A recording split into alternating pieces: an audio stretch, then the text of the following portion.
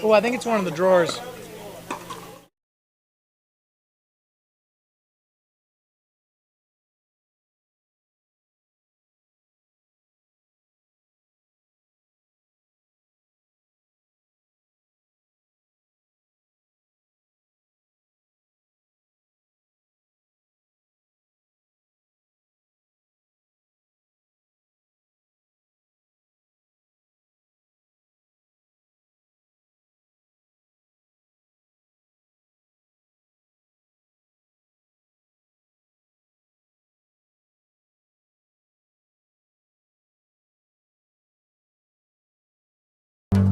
The road to number one is never easy, but staying on top is just as hard.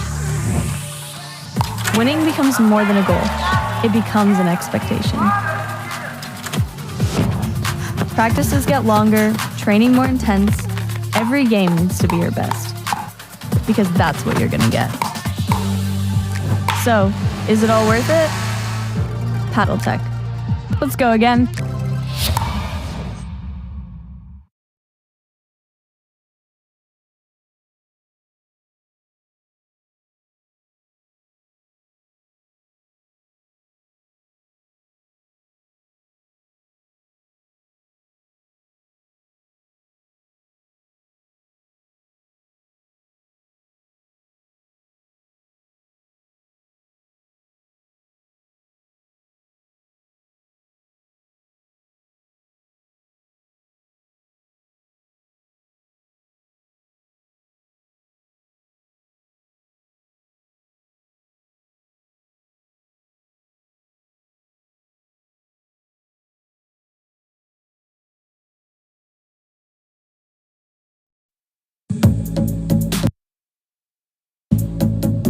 Gone are the days where people were buying basic cupboards to store their Campbell's soup and their Cheerios. It's now an element of self-expression. People want timelessness. They want something that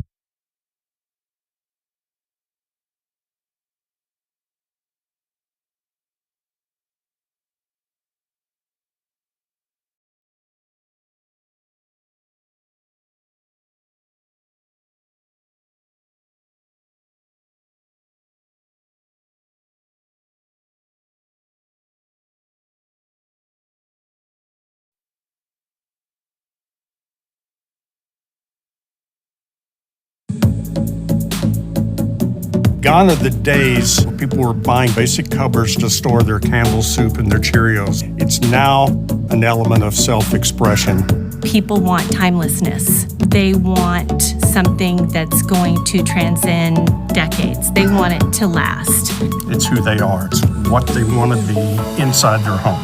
Because that's what homes are. They are the epitome of your family's legacy. That's why I use Belmont cabinets, because they now use their home in a way they never, ever thought possible.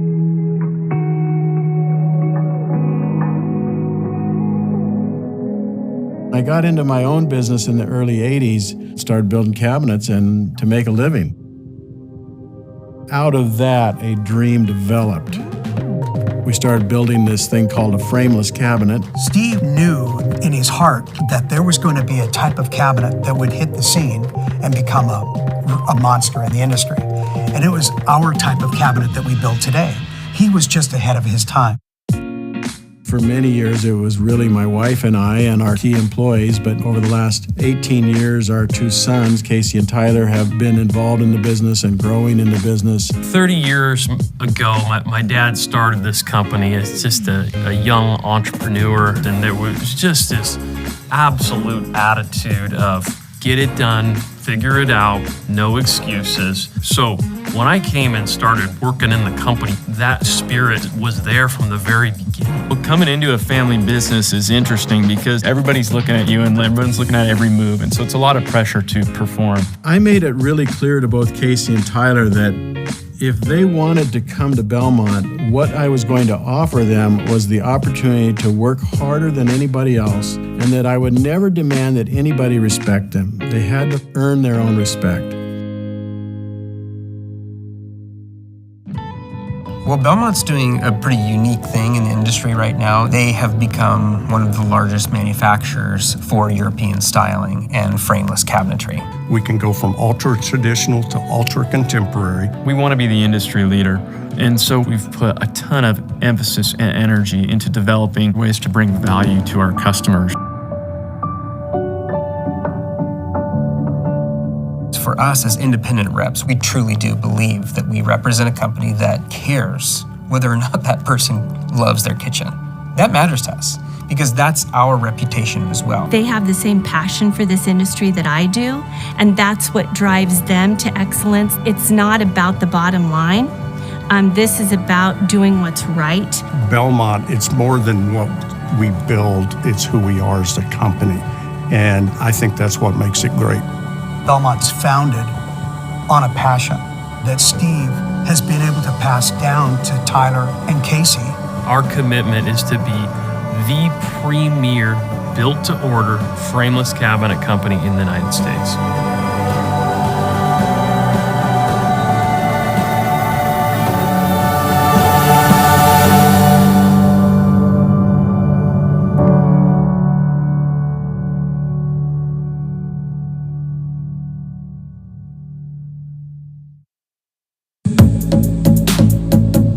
Gone are the days.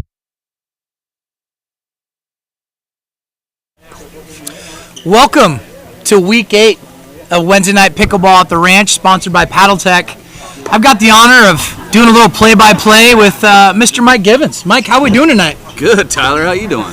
Well, you got to be feeling good. Team goes 4-0, float right into the playoffs. Life is good, and it could be one of your opponents winning out here tonight. Yeah, for round 1. We do get to determine who we're playing tonight. Yeah, we did go 4-0. We had a great win. We had a super sub filling in for us last week. Thank you, Tyler. Hey, it was an honor. What a fun team to be on. The potential suitor of that playoff match will be the winner between the Renton Rowdies and the Burien Bruisers. Yeah, there are some crazy playoff scenarios taking place tonight, and essentially for these two teams, Renton and Burien, their playoffs really start tonight because it's win and you're in, and lose and thanks for playing. Yeah. So you're going home. A lot on the line. A lot on the line. Hope. And, just integrity. It's been a long season, 8 weeks. I can tell you right now, I got a cold New Belgian beer being brought to me by Renton Rowdy assistant GM, Joseph. Renton's my pick for tonight. You like the Renton. And I love John. And I also love John. We've got the general manager of the Renton Rowdies, Mr. John, the legend, John Calley. Sporting a kilt. Sporting a kilt tonight. No, I won't lift it. To counter the Burien GM's outfit. A lot of mascots this year. Yeah. Did it start with a sword? I feel like it did. It did. Yeah, of course. We had to be the trendsetters there. Actually, I can't take the credit. That was the assistant general manager of our team. My wife, Brandy, was the one that came up with the sword. So I got to give her credit where credit's due. I am hoping that Michael's looking at Mitch. Mitch, you think Michael's looking at me or? Okay, I got an idea. Let's grab a younger. Hey, Brandy. Brandy, could you? Michael's got that look in his eye that he's confused. Could you just strengthen numbers with him really quick?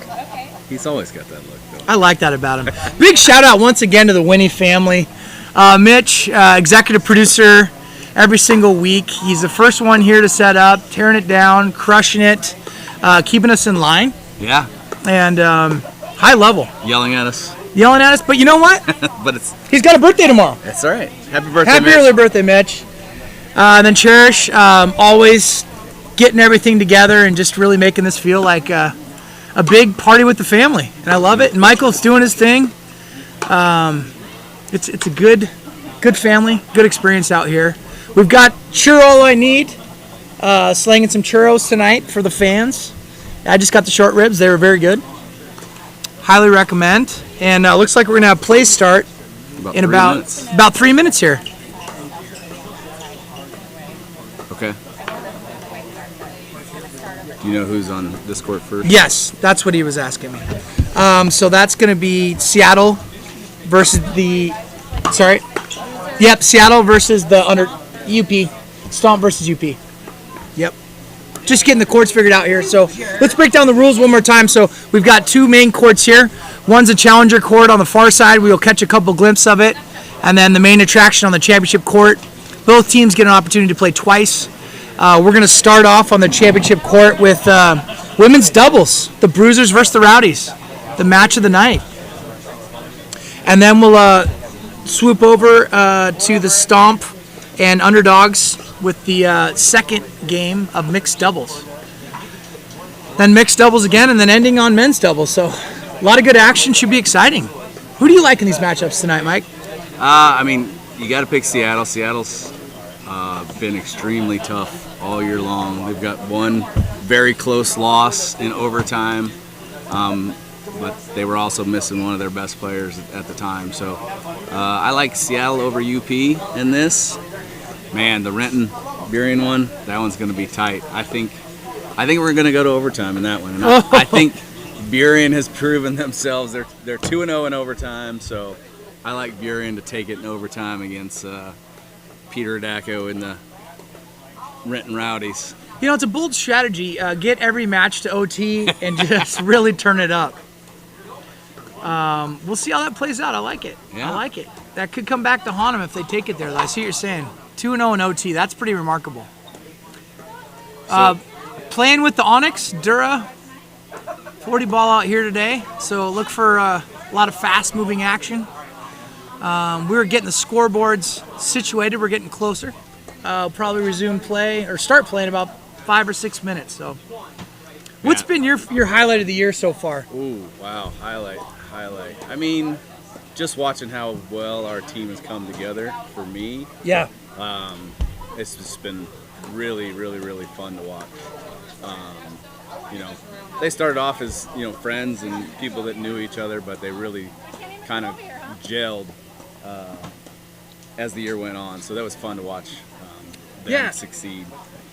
They were really playing well as a team. Oh, that's okay. Championship court's going to start with Burien and Renton. Yep, so you guys will be on Challenger there. Oh, good. We got one scoreboard up. Yeah, so I've got this marked good, 1 for first game, 3 for third. Okay, so this is, can we put this? Yep. Yeah, There we go. So that way I know who's on where. We got Winston. We got the guard dog over here. Hey, buddy. Temp, it's a little muggy. It's about 72. Checking the weather app a lot today, but yeah, it looks like we're gonna get a break from the rain, so I think we're good. Sitting pretty. Knock on the table. Plastic. Let's talk about the scenarios, playoff scenarios. Yeah. So right now we've got Seattle Stomp, which are 2-1. If they win, they're the number 1 seed out of the North Division. And they would end up playing the Cedro Woolley Mammoths in the first round of the playoffs. Yeah, Cedro Woolley is the number 2 seed in the South. Your very own Gig Harbor Gladiators are the 1 seed. So you will be playing the number 2 seed week 1. If that were the case, then the winner of this Renton versus Burien match would be the 2 seed. Correct. Facing the Gladiators. Right. There is another scenario, well, actually a couple more. If Seattle were to lose and Burien wins, Burien would actually be the 1 seed at 3-1, and Seattle being 2-2. If Seattle loses and Renton wins, Renton would be the 2 seed, and Seattle would then become the 1 seed after a very complicated tiebreaker scenario, because they would all 3 be 2-2, but head-to-head would make Seattle the 1 seed because they've beaten both of these, both Renton and Burien. Mike and I spent about 7 hours, well, I should say Mike spent about 7 hours on the most complicated tiebreaker of all time to prepare for this potential situation. So thank you for doing that. But luckily, we didn't get very far down on the tiebreaker list because you like it to be settled on the court. You don't like tiebreakers to come into play, but I think we did it as fair as we possibly could. So for ease, if Renton wins, then it's going to be the easiest scenario? If Seattle wins, it makes it pretty easy. Because then it's easy. just the winner of Renton and Buren goes on to the playoffs. Got it. Losers out. Yeah, Got it. Seattle losing, which would be, let's be honest, it'd be an upset. Yeah. That would open up, a lot more scenarios. But Seattle is in no matter what. Would you say the UP underdogs are kind of like being a Dallas Cowboy fan, right? You think you got it. You're going to win the division, right? I mean, just powerhouse men. The women were great.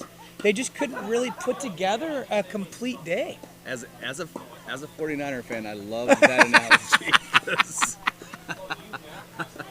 But yes, yeah, when we walked out of the draft room, like everybody were talking about them and their team, yeah, and how strong they were, and it just hasn't translated into out onto the court. They just haven't had success. Well, it could be a GM thing. I think we blame it on Phil, yeah, for sure. You can blame Phil. I mean, there's a little bit of strategy. I know you guys talk about it a lot. Yeah. With the matchups and everything like that. I've seen G play some phenomenal games, and Sabrina played some really, really good games. So it's all kind of any given Sunday. Yeah, it is. You never know for what's sure. Any given Wednesday, we'll call it that. Yeah, that's the fun thing about this league is every week you feel like some players that you wouldn't expect it have stepped up and freaking played lights out and, kind of, I wouldn't say come out of nowhere because we all know that they're all good players, but just played it way above their level as far as what they've done in the past. So. The players are going to call their own scores, and we're going to change the scoreboard, and we'll watch it.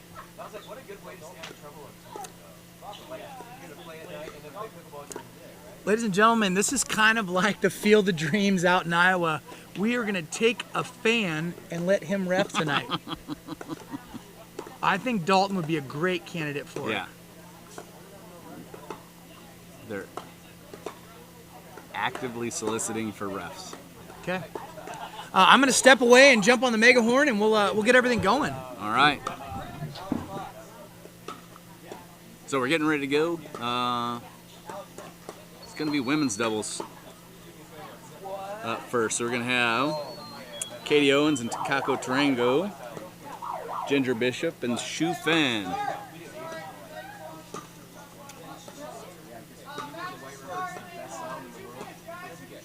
Two minutes. Tyler's giving them the 2-minute call.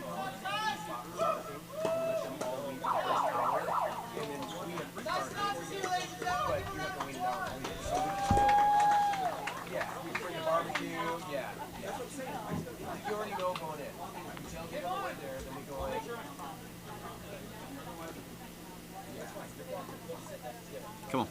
We do have a Northwest legend, pickleball legend, one of the OGs in pickleball, who's since moved to the Southeast, but we're trying to talk him into get over here on the table right now. It looks like he's about to join us right now. Make sure your glass is full.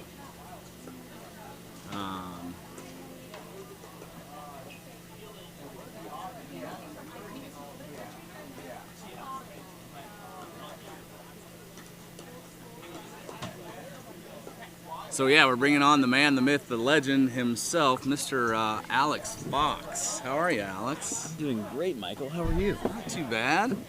Did you concede the beard race with Brian, or what happened? Well, he paid me off. Okay. So yeah, we settled. All right. But, yeah. All right. Now we ended up raising money for charity for a veterans nonprofit at Maryland called Platoon 22. So. That is so cool. The goal was to raise $5,000, and I would shave it off, and we ended up raising 13. So that is I gladly shaved it. So freaking awesome. Yeah, I'll drink to that one. Yeah, all that's right. Cool. Cheers. Yeah, they didn't really think this through, putting two vets on the microphone with beers. They messed up. Yeah, they messed up. They didn't really think that through, but no, that's an awesome cause. So you obviously well known in the Northwest, and now I'm sure very well known in the Southeast. Tell us about your new endeavors. Yeah, so I'm down at the Landings Golf and Athletic Club in Savannah, Georgia, and it's a great thing they got going on there, and it's busy, it's hot, it's humid, but that's only for a couple months, and then it's all good. Oh, that's awesome. Yeah, no, So it's going really good. That's cool. So yeah, we're about to start here. In the white, you got G over there with Monica Anderson, and then in the gray, for the Seattle Stomp, you got Andrea Olson and Jessica Morgan. So this should be fun. I was just talking to Brian earlier. Like, there's just so many people who have come up in this area who have gotten so good so quickly. They're just like, since I've been away, and it's like, who are these people? And they're really great pickleball players. Yep. Good reset. Smart. Went for the top spin instead of the power. Yep. Good shot. Good pressure shot right at her Yeah, feet. she was one. That's Andrea, right? Andrea Olson. Yeah. She's. Yeah, she was one of the ones I was like, I do not know who that is, but man, she's good watching her warm up. Yeah, she's.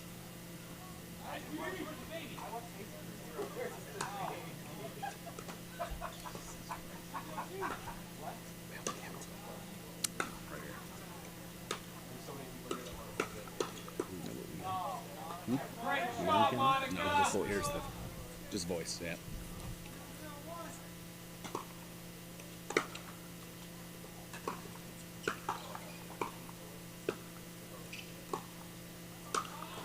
Good smart shot. Inside out, yep. Everybody breaks right towards that shot. Yeah, your instincts cover middle there, and Andrea's a smart player. She knows what you're, where you're going. Yeah. Great pursuit. Oh, just missed the easy one. Easy ones are the hardest. Good drive by Monica, though. That was great. Yeah, that was a great pursuit there.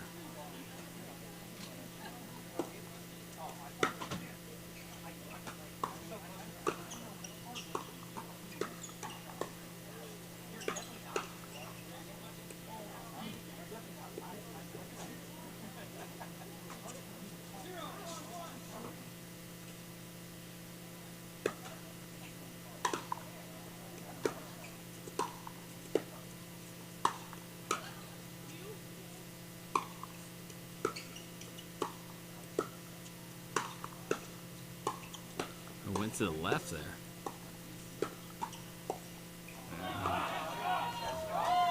Again, easy ones are the hardest right there. They made all the tough plays there, and then you got some time to think about it, and it becomes a lot harder.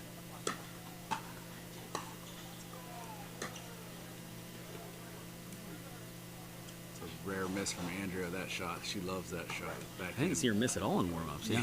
Yeah.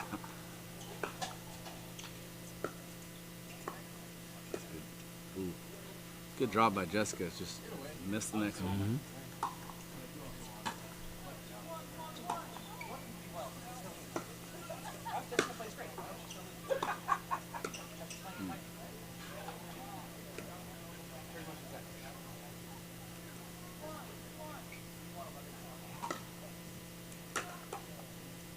Just deep.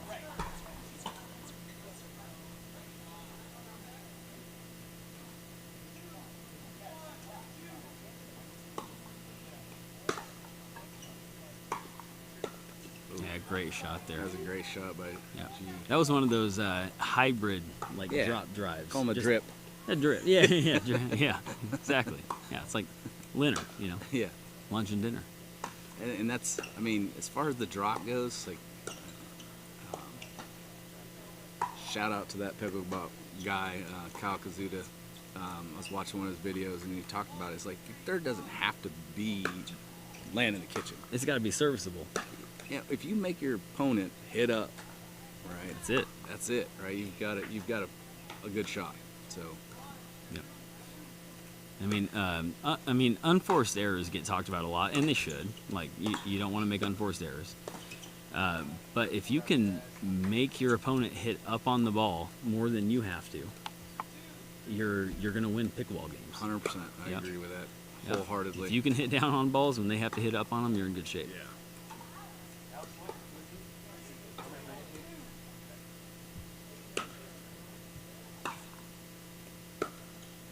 Oh, great drop by Jessica.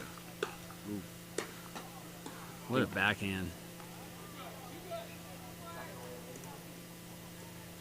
think that ball was going out, but it was right at Monica. There wasn't a whole room to get out of the way. Oh, yes. She didn't even say sorry. You see that? Yeah. Love Jessica Morgan. Nicest person on this earth. Yeah. But she will not say sorry on a wet court.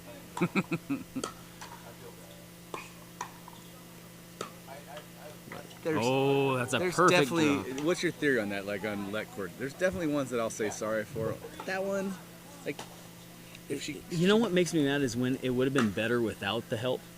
You know what I mean? Yeah. Like, It you would've been a had clean it dialed winner, up, no matter what. and then now it's an excuse that you won the point. It's like, no, that's not right. It was a high ball. She just barely clipped the net. Exactly. But if you have a weak return on a good serve or something and it hits the net and trickles over, like, okay. Yeah. Like, I'm sorry. Yeah. That wasn't a good shot. I still won't say it. I'll exclaim, yeah.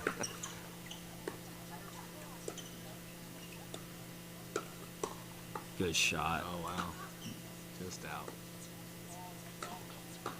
That's one of the things I see a lot is people attacking cross court instead of going down the line like Jessica did there. If you have a high ball, you want to definitely go towards the person who has the least amount of reaction time, who's generally right in front of you. Yeah. She did a good job of that, especially going towards the forehand there. Yeah. No, I agree, because, yeah, sometimes you attack cross court, you get your partner killed. No, yeah. Yep. Oh, great drop Yep. there, Monica.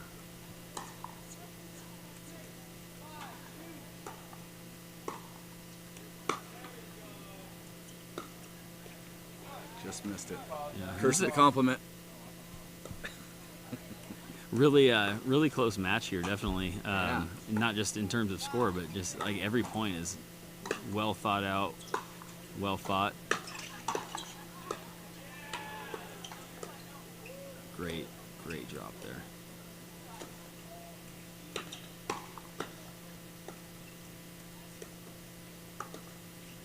Ooh, just missed it.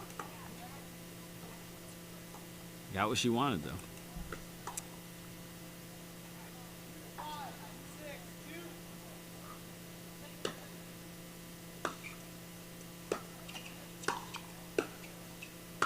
Uh-oh. Yeah. Little. They got one.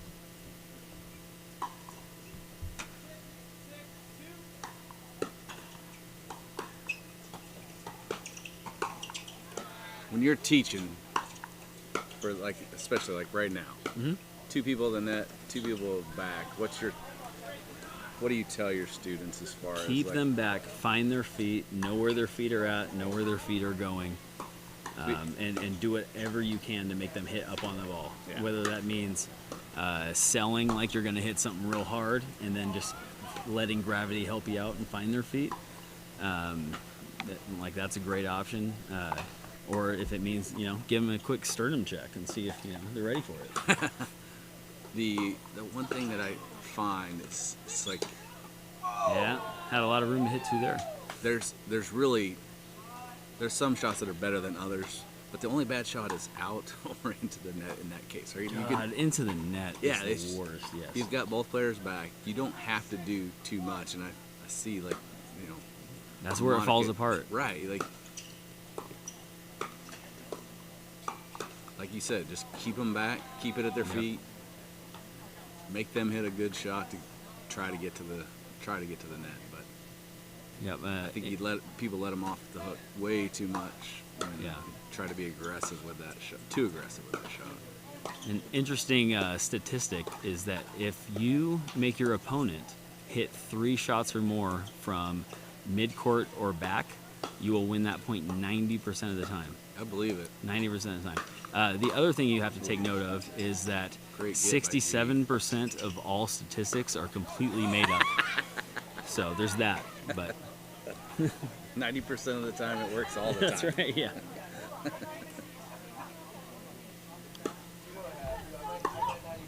What was the name of that cologne? What was that? Sex Anchorman? Panther? Sex Panther. Michael Given said it. It is Sex Panther.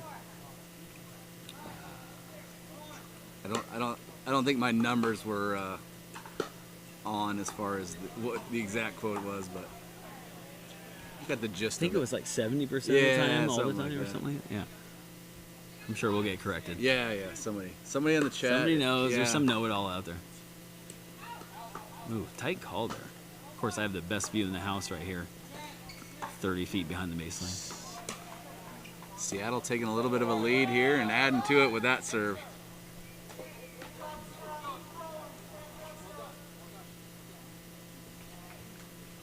All right.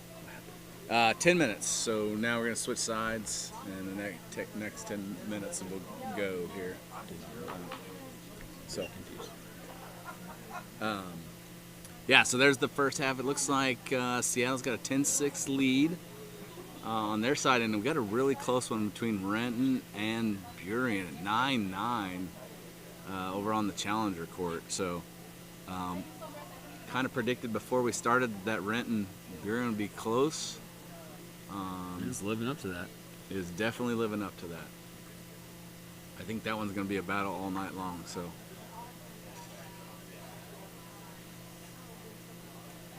it's essentially a playoff match for them.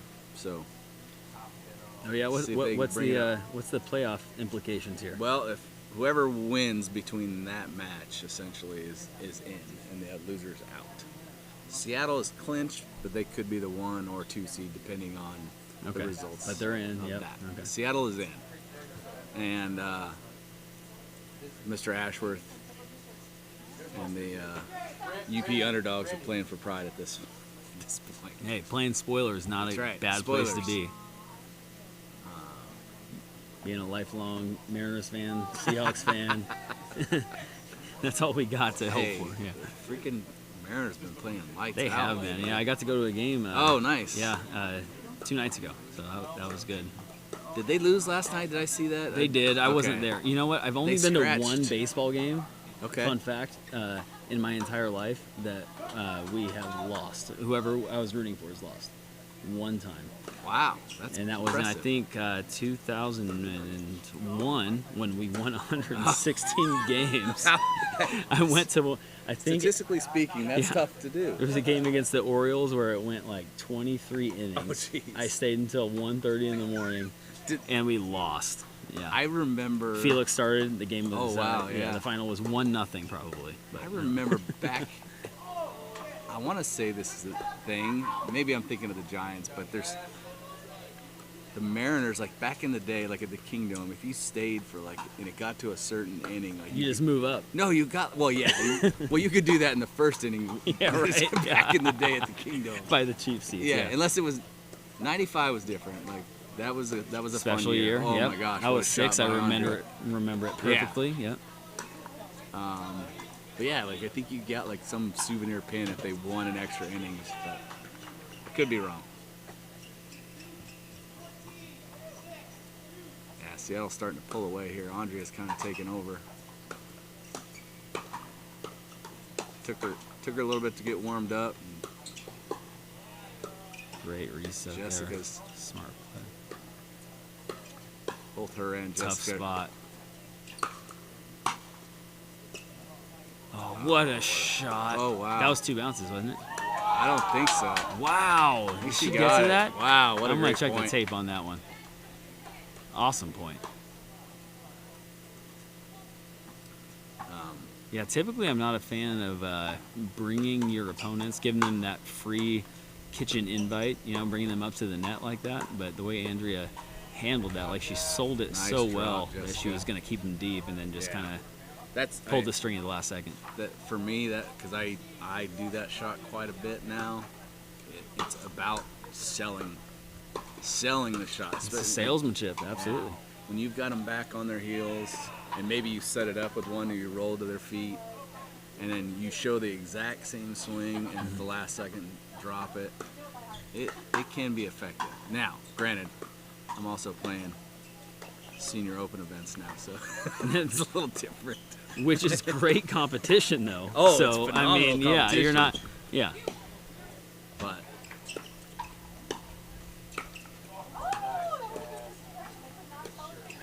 what a reset! Oh, spoiled opportunity, I think there.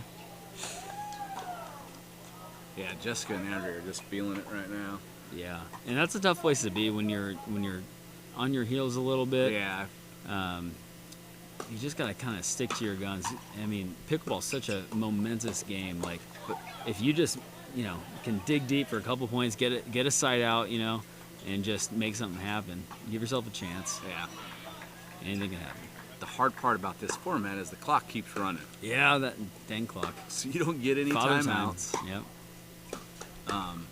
And so when you miss a shot here and there, miss a serve turn, normally you'd be calling a timeout. Sorry. Right. Keep going.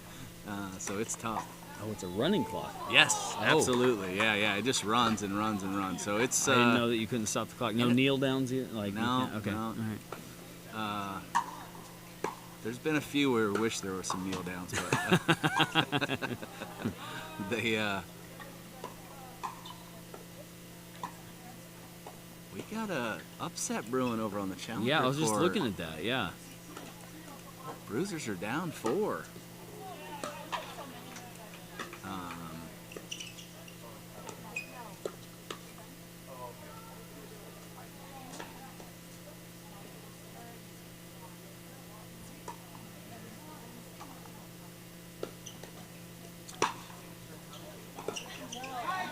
I mean, I just feel like UP is just. I feel like they've been back the entire time.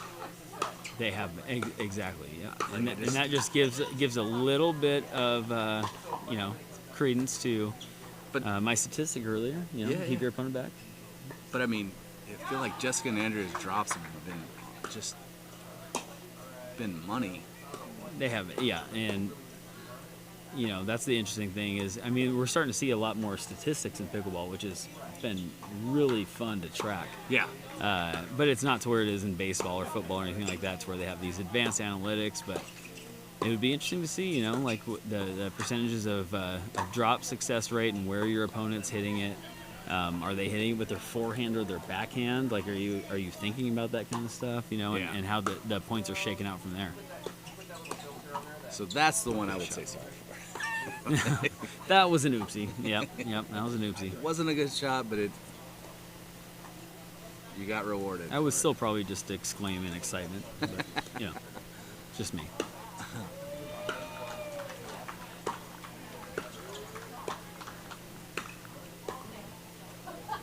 It just G and Monica have been struggling to get to the net. Andrea and Jessica are doing such a good job of keeping them back, If you notice, there's and I love all these people on this court, by the way, so I'm not picking sides in any way, shape, or form, but there's a certain coolness and calmness over there on the far side, and then there's a bit more panic button being pressed over here. And what I tell my students all the time is be really slow to click that panic button. Don't push that panic button unless you have to. Stay in it, reset it. If you didn't get a good drop, all right, do a little bit better on the next one. See if you can get it less attackable. No, I agree, but man, after a while, I feel like they've just been under the gun so much that it's hard to get out of that panic mode. It's very true. Especially without the ability to talk about it with a timeout or anything. You just right, yeah, that running clock is definitely another element. Yep.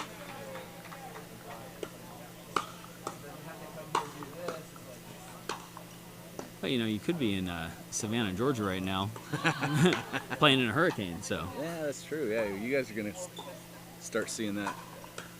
What, a day or two, or has it already started hitting there? It started hitting there. Yeah, it's like I think a Category 1 rolling through right now. But yeah, no big deal. Only got a wife and 6 kids over there. I'm here drinking beer, commentating. So. Burion's making a comeback over on the other side. They're tights. up 17-16 on the Challenger court after being down 15-11.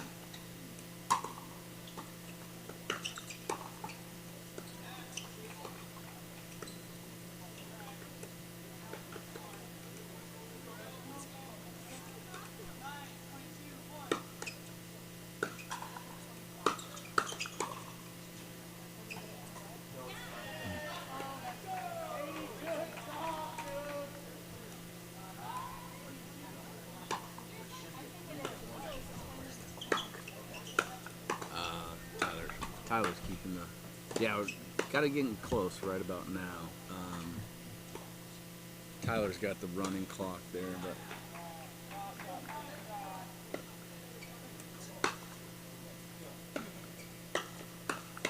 What a move. Oh, good poach. He just didn't quite get it down low enough.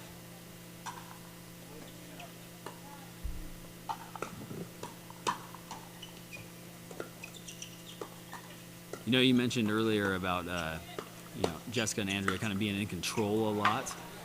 One thing they're doing that I'm really big on teaching is like going hunting. You know, you gotta go hunting when you're dropping the ball in. Like, yeah, sure. As the serving team, you start off on defense. You want to work your way up. You got to neutralize their offense. But man, in one good drop, you can really neutralize that right away and turn it right into offense. If you're getting up and being aggressive. And a lot of that comes with just having trust and faith in your partner or yourself to, hit a good drop that's not going to get you killed. Getting up there, getting in their face, applying that pressure, making them feel the heat, and looking to capitalize on that. Yeah, just recognizing that when you do hit a good third, or your partner hits a good third, or like you said, trust that your partner's going to get a third. Right. Sometimes just hearing the footsteps coming. Oh man! When you're looking down, trying to it's like going to catch that football in the slot, and you hear that. Oh, yeah, you know. I don't want to pop this up, and it causes a lot of mistakes just with that pressure. Yeah, you'd be really surprised on, and I don't know that there will ever be like any tangible statistic on this, but the amount of points that you can influence on without even touching the ball is incredible. All right, so there we go. Game 1, the women's doubles is completed. We got Seattle Stomp winning 24-9 over the UP Underdogs, and the Burien Bruisers 22-17. They were down 15-11 late and just went on a run to win it. So Burien's up 1-0, Seattle's up 1-0. So right now, 1-0 Burien over Renton. So Burien's starting off strong for their playoff hopes, and Seattle's kind of doing what they do, getting back to their normal winning ways. So got it. So we're gonna talk to the winners here shortly. We got up next our first taste of the mixed doubles. And I think what we're going to see is we're going to see Daniel and Takako on our court for the Burien Bruisers, and they're going to be facing off against Nick and Ginger for the Renton Rowdies. And then over on the Challenger court, Devin and Andrea will be facing off against Brian and Monica. So, all right, we're going to go to our winners. Tyler, take it away. Well, here we are with the champions of the first game here, Jessica and Andrea, and a big W, 24-9. Looks like it was coming together. What really clicked that game? What was the strategy? Tell us all the details. As far as I know, I just keep the point going until Andrea can get the ball. Yeah, Andrea, you had the back end. Everything was working. That forehand top spin right away. Yeah, I think at the beginning we had a little bit of just misjudgment with the middle, and then once we figured out the middle, things were going smoothly. You put it together at the right time, and it's a great win. So next we've got mixed up. Who's going first? I think I am. Okay, I like it. Well, good luck in that match. Hopefully we do some more interviews and Great job, ladies. Hopefully. Thank you. Great job. Okay, first W right there for the stomp, and Yeah. we're gonna send it back to the studio here. Great job, gals. All right, we're back. Let me get get the microphones back. Yeah, getting ready to go for game 2, mixed doubles.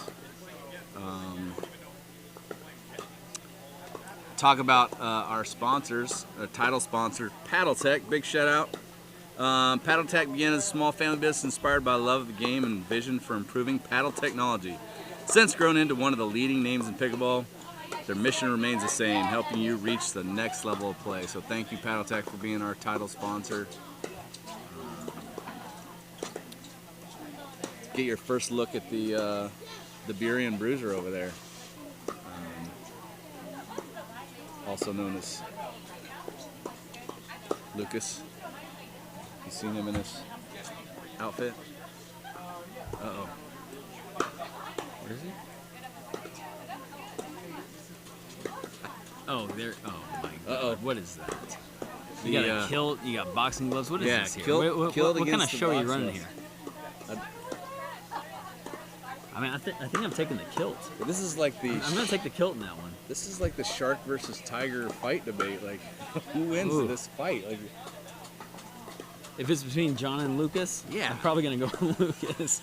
I don't know. No offense, Johnny. I love you. Yeah. John might have that like crazy dad strength though too. Like you never know. That's a real thing. It's a real thing. It's a thing. Yeah. Somehow with 7 kids, I still missed it, but yeah. You know. So we do have a few comments here. Someone said, actually, it's 60% of the time. Nah, 60%. Dang it! Yeah. I knew somebody would be there. And we have one from a Faith Fox. Oh shit! Oh, sorry. Fox kids say hi. Oh, kids are watching. Hey kids, love you guys. Don't go outside; it's dangerous. Yeah, watch out. Watch out for the alligators. And the branches and all kinds of other debris. Yeah. We miss all the Fox family, for sure. Oh man, we miss it here too. I mean, it's great where we are, but it's really cool to have like a whole nother family coming back home and seeing everybody again. Just you pick up right where you left off. So it's good to have that support base. But then there's a lot of people who are like, who the heck are they? Yeah, especially when you shave your beard and come back. Yeah.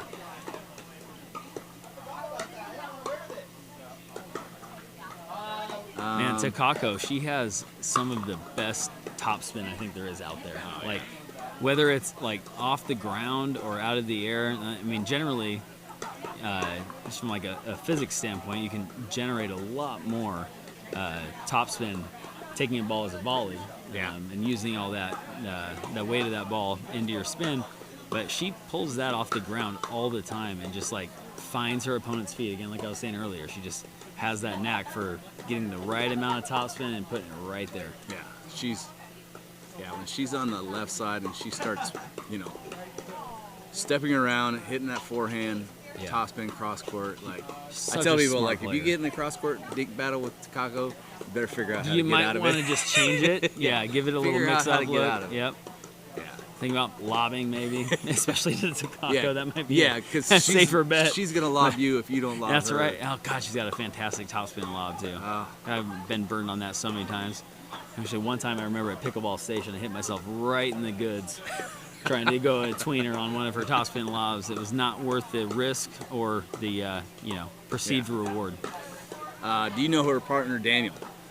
I don't. Yeah. So I was watching him play earlier, and I was like, who the heck is this guy? This guy's got some game. Yeah, he definitely does. Just a super steady, solid player, good movement, keeps the ball in play, smart. Like he's been fun. He's kind of an up-and-comer. Fun to watch play.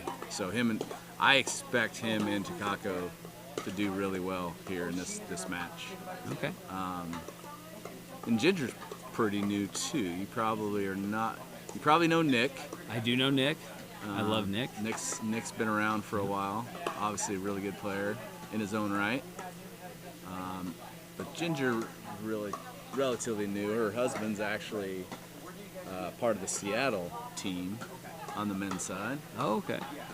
but both good up and coming players in this area. Now, are they up north as well? They are a little bit up north, Okay. yeah. I think I want to say Bothell, Yep, but I that's could up be there. wrong. Yeah. I could be wrong.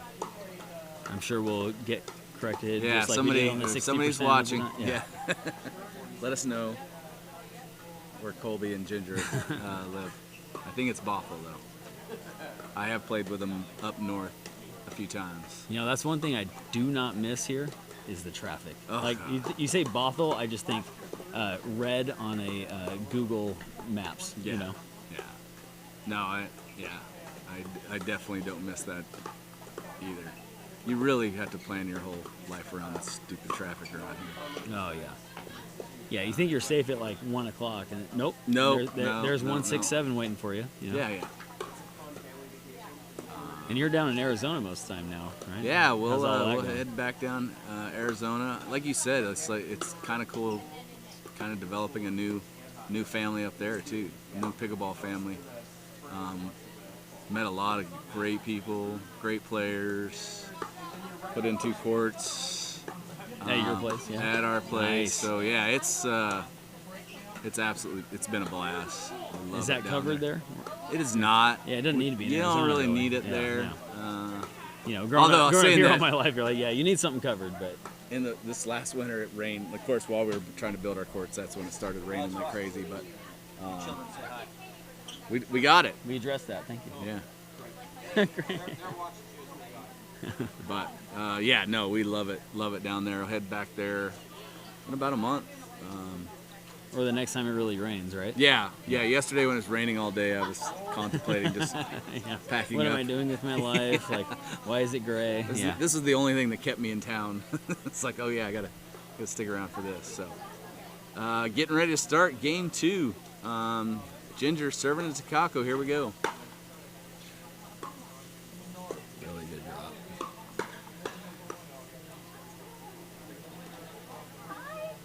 I think that's the one thing that will give Renton a chance in this match.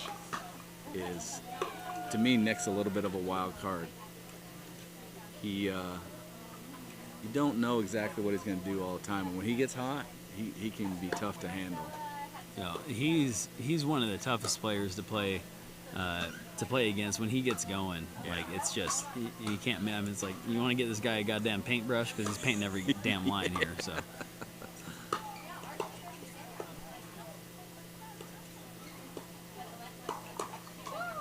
Nice shot there.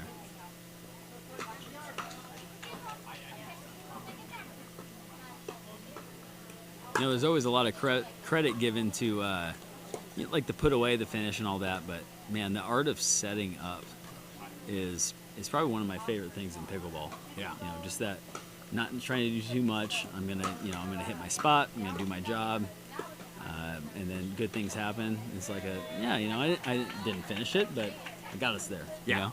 No, that's definitely a thing. I always love you know, battling it out in a tournament. You get a good setup for your partner, they put away, and everybody in the crowd cheers for your partner. Right. Yeah. Right. Exactly. It's like I helped too. I was there. Yeah.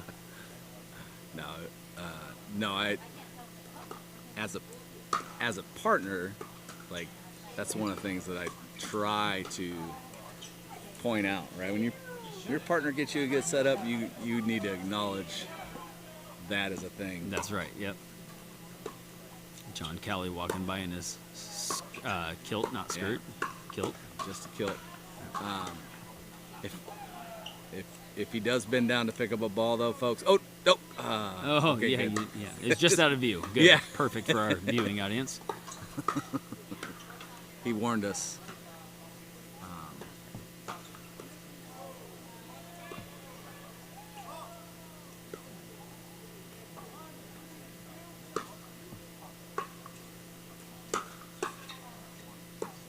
Mixed doubles is so interesting too. There's so much more that goes into it than really just pickleball and basic strategy and all that. I mean, there's a lot of just understanding of pressure. It's probably the biggest X factor that people don't understand. They see the guy, kind of taking over, they're stacking, they just look at it as kind of unequal and all that. But really what it boils down to is just applying the most amount of pressure you can on your opponent.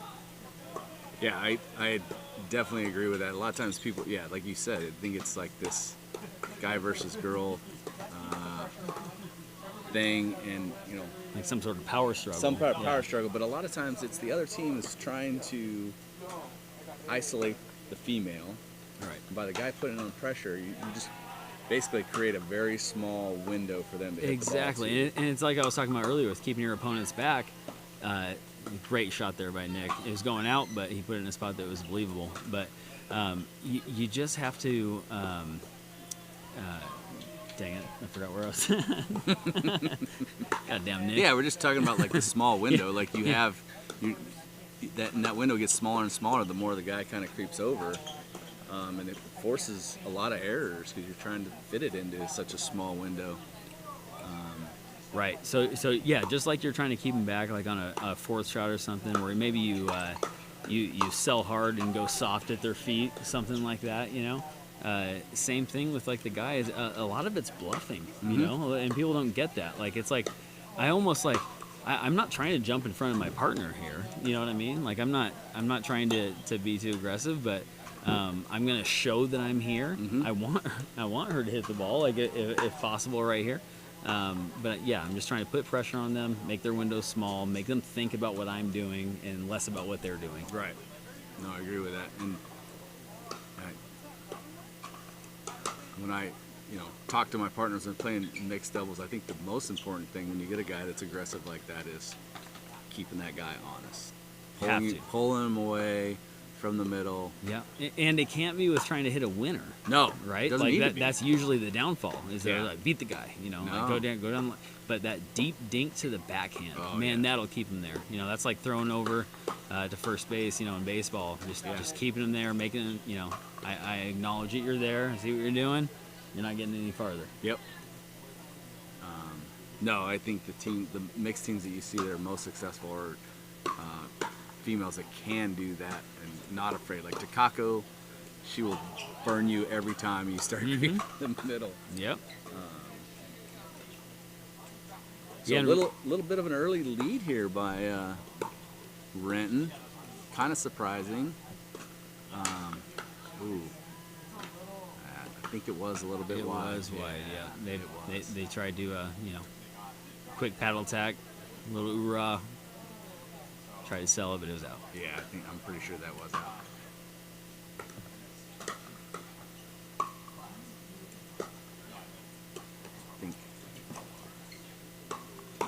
Okay.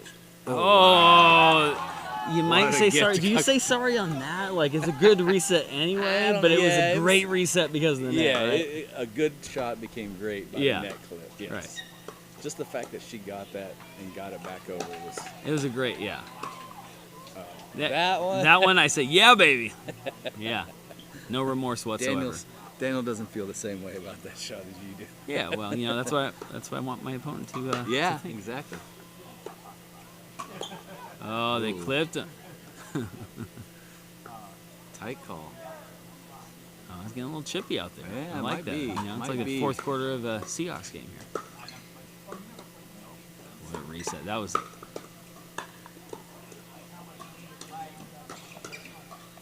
Nice get by Daniel. Reset that ball.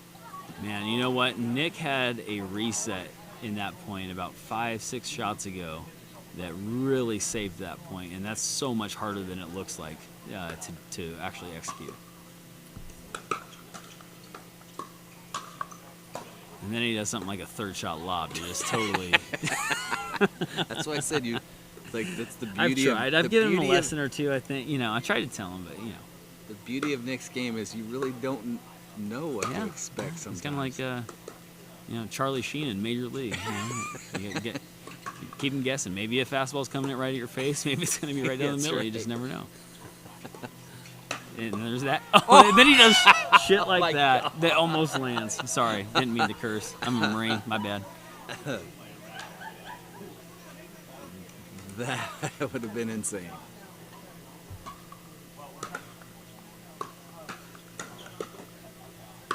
Oh, I'll read him a bedtime story. Oh, is that what happened? Oh, we got a little drama.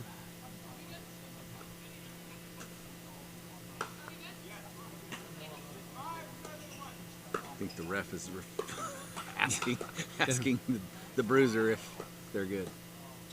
That's Yeah. Great setup.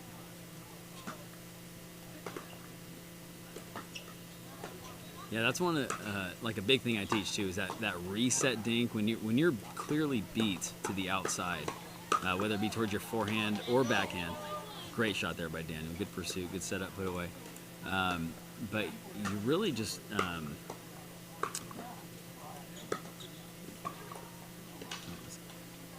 God damn it! What was I talking about? the speed up, like the reset dink. Right. So, yes. You're beat when you're you're beat. When you're beat, you got to kind of acknowledge that you're beat. Yeah. Right. And you just got to say, all right, I'm gonna get out of this. This isn't the fight I want to be in right now. You're the biggest guy in the bar. Get it. All right. Put it right back in there. Give yourself a chance to recover. Establish your ground, and look for that next shot. Even though it might be coming back hard, they're not gonna have anything to work with. Right. No, that's something I try to teach as well, is to concede the good shot. Like when they get a reset, you get so many people that, like, you hit a shot and you think it should be a winner, and then like they dig it out of their feet and drop it right in the kitchen, and so many people want to just speed it up again. Yep, that's like a cardinal sin right there. Yeah, one of those things where you just want to maintain every ounce of offense. Right. And I get it, you do. You want to maintain all the offense you can, but when they've reset the point, they've reset the point. Right. The best players are the ones that just say, you know what, that was a good shot. Let's start over. Right.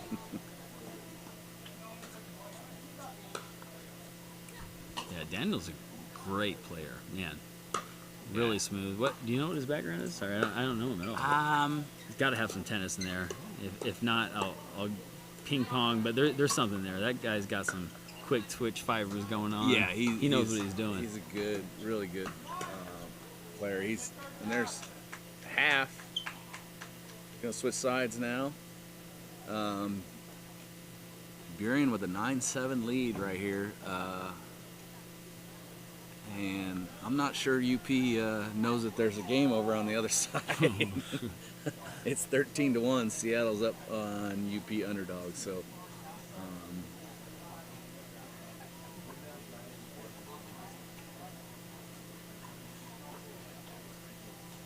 So yeah, we got a tight one on the championship court.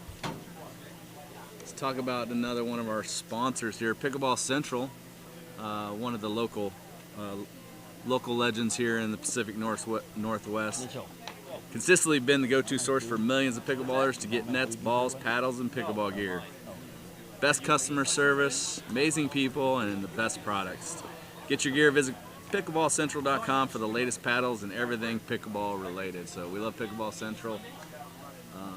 Thanks for being a sponsor.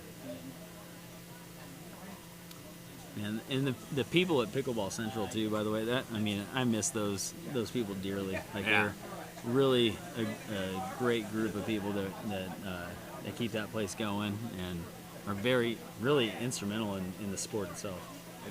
I miss the days when we'd play at Pickleball Station. Oh, Pickleball Station was great. If you had any kind of issue or problem, you could go upstairs and talk to the customer service. That's people. right, and he'd be wearing a kilt, right? John Cowley over there. John was one of them. That's where I met John Cowley.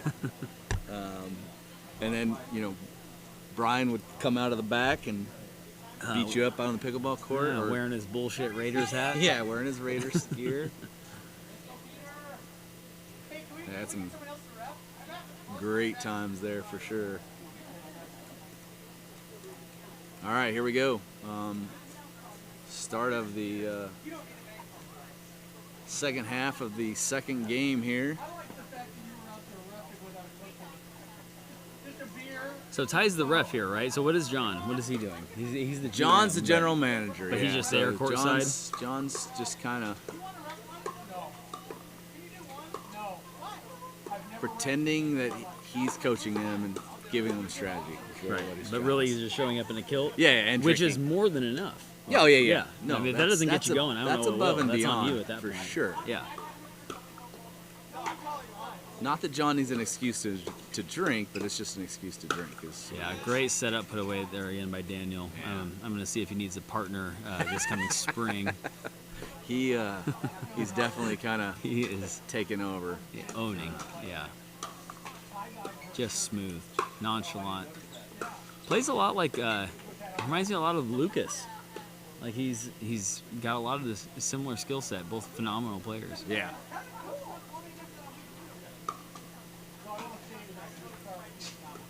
Maybe it's just because they're tall, young, athletic, lanky, act like they don't care, and then still beat you. Yeah. Maybe that's it. He's a lot less cocky than Lucas. I've yet to see him talk trash. Oh, that's a shame. I know. Maybe you should take some lessons from Lucas. Yeah, I mean, yeah, he's yeah. got a robe. He's got some gloves. Yeah. Yeah, the trash talk alone might just take him to the MLP. Yeah, no, that's a thing for sure. That's one right there. So I mentioned Takako's top spin earlier and how much of an asset it is. I almost, and this is just me, like, you know, I'm not an expert, but I kind of am. Where did Nick go there? Why did he fall? Anytime other than a third shot, like a true third shot, I'm not hitting topspin on my drop. If it's a fifth, seventh, ninth, whatever it takes, mid-court, transition zone, all that, I'm not trying to hit topspin. Actually, I'm doing the opposite. I'm trying to not hit topspin. I do not want that ball to dive. I want that ball to say going in. So just hitting. What a great point there. That was a good shot. Nice lob.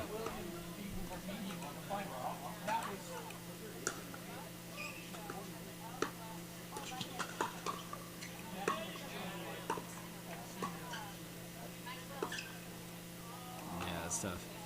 The backhand reach through the middle. Yeah, and really, that point to me broke down a little bit earlier.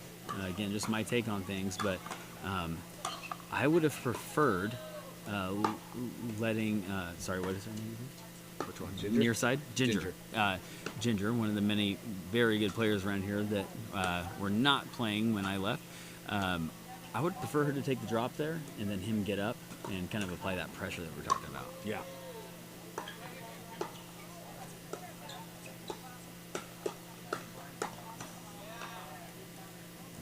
Good pursuit by Daniel there. Yeah, Nick moved to the middle to cover there, and Daniel smart enough to realize it and just put it right behind him with the next one. Yep. Oh, the discipline. It would have been so much more fun to hit that, though, wouldn't it? Yeah. That's where I like to call my opponent a coward.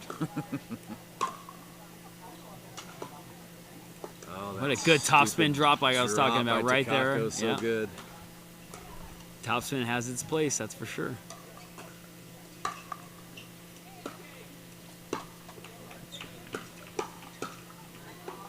Got what he wanted. Yep.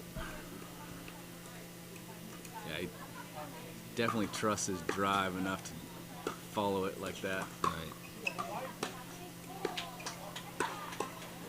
Yeah. Man, she packs a punch, doesn't she, for being like 4'9", Oh, 10? Man, she can hit the crap out of a ball. Really well-rounded player. Yeah.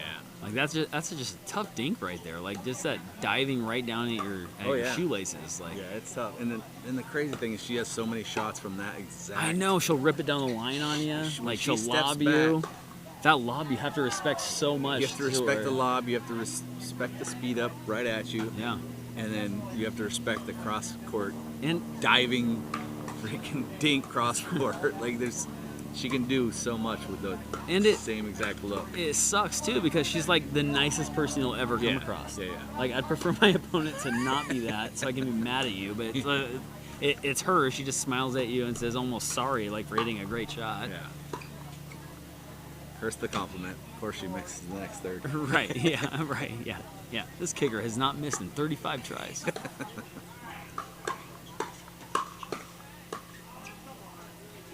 Oh, it was barely out, Nick. So one of the things you'll see in this kind of format with a running clock, they're down by 8. They've got to start forcing things. Yep, Right? you got to go So for a little bit more. You go for a little bit more. The other team, recognizing that, Prevent defense. just sit on the speed up. That's right. Yep, kneel down. Yeah. Stay in bounds. Dink, drop. Yep. You know. You tell it's football season? Yeah. Yeah. I just had my fantasy draft last night. I did as well. I have the number 1 team in my 16-team PPR. I wish I was happy with mine. Mine was an auction and it just went horribly wrong for me. So. Oh, I'm sorry to hear that. That was a great play there. Good anticipation by Ginger. So we've got a text from the WNPBR League. It says, kilts are known to inspire fear in the enemy. I don't know that word. I don't know enemy. Yeah. You guys, What's enemy? Who said that? WNPBR League, if you're out there, could you please enlighten us on what an enemy is? But regardless, just using context alone, they do strike fear. You're Yeah, right. yeah. Yeah, like I don't want anything to do with John Kelly on a pickleball court right now. Mainly for fear that he's going to be chasing a winner that I hit off him. He's going to bend over. And I don't want to see that. Roll over, and it's not going to be a good It's not good for anybody. There's kids here.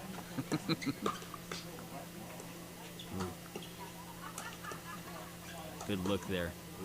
That.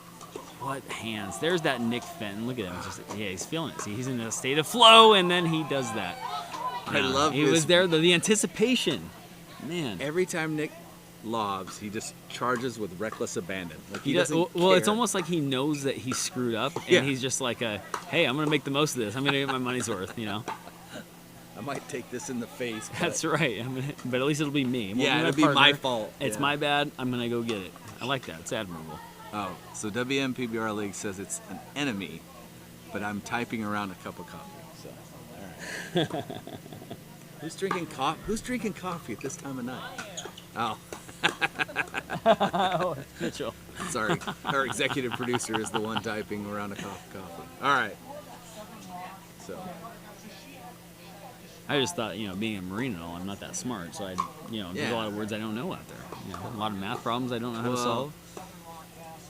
That's what they. A lot of crayons that aren't my favorite color. When they said you were going to come on, I was like, well, I'll just try to use the smallest words I can. Yeah, you got to and keep I'll it show them lots of pictures. Yeah, pictures. Yeah, good with pictures. So, I mean, this is actually kind of normal, right? Department of the Navy, right? Marines. You guys? Yeah, Men's Department of the Navy, by the way.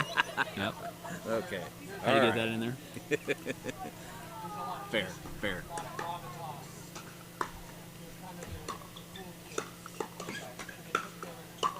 Great insight out there by Daniel. Stupid shot by Nick. Oh, sorry, I can't say that. What was that? That was an all or nothing. I mean, if I'm you're running off the court, I'm just gonna go for it. I mean, if you're getting scored by a panel of ballet judges, that was fantastic. But yeah, the running, pickleball reset would have been forehand, much off easier the court. and probably a better shot.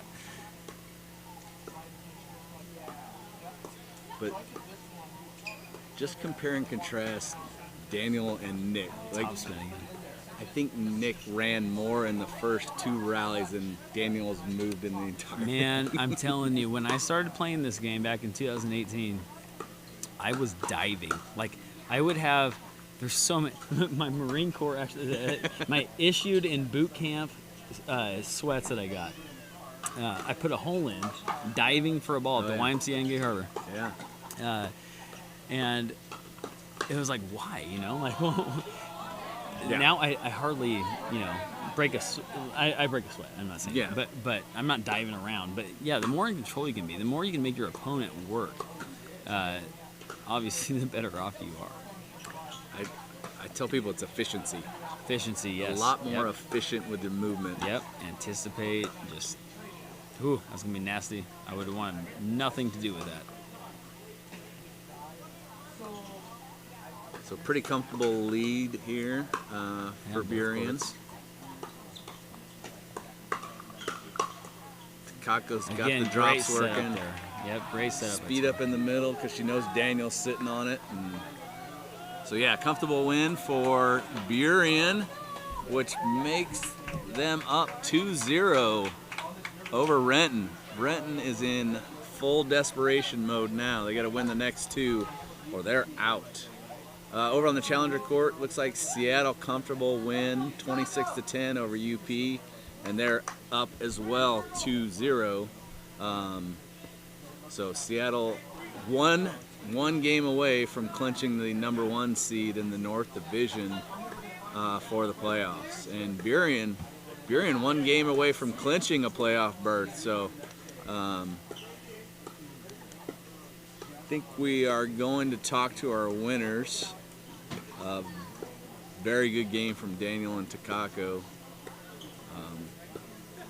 Nick and Ginger started off pretty well, but I think once Daniel and Takako figured them out, they settled in and kind of took control of the match and pretty much had a pretty serve from there. pretty easy win. So, all right, we'll send it over to Tyler with our winners, Daniel and Takako. Well, we're with the Game 2 champs right here, Takako and Daniel. You guys played lights out. You know what I mean? Any more comments on that? So it was tight at the beginning, and then you guys, what was the halftime adjustment? I don't know. I think we're getting more third shot in, and then come into the net, and then think a little more. Yeah. Slow it down a little bit? Yeah. He's just aggressive.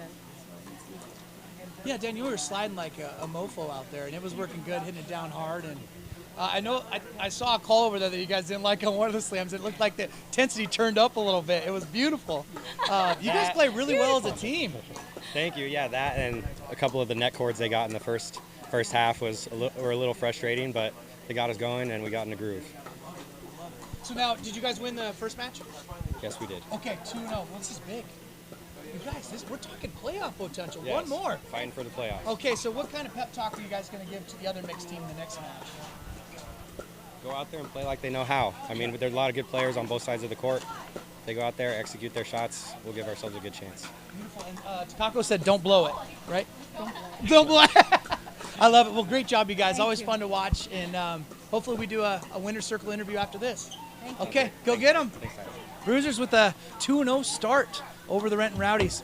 I hope you guys are loving the action as much as I do, and I'm super excited to send it back to Mr. Mike Givens. We'll see you in a sec.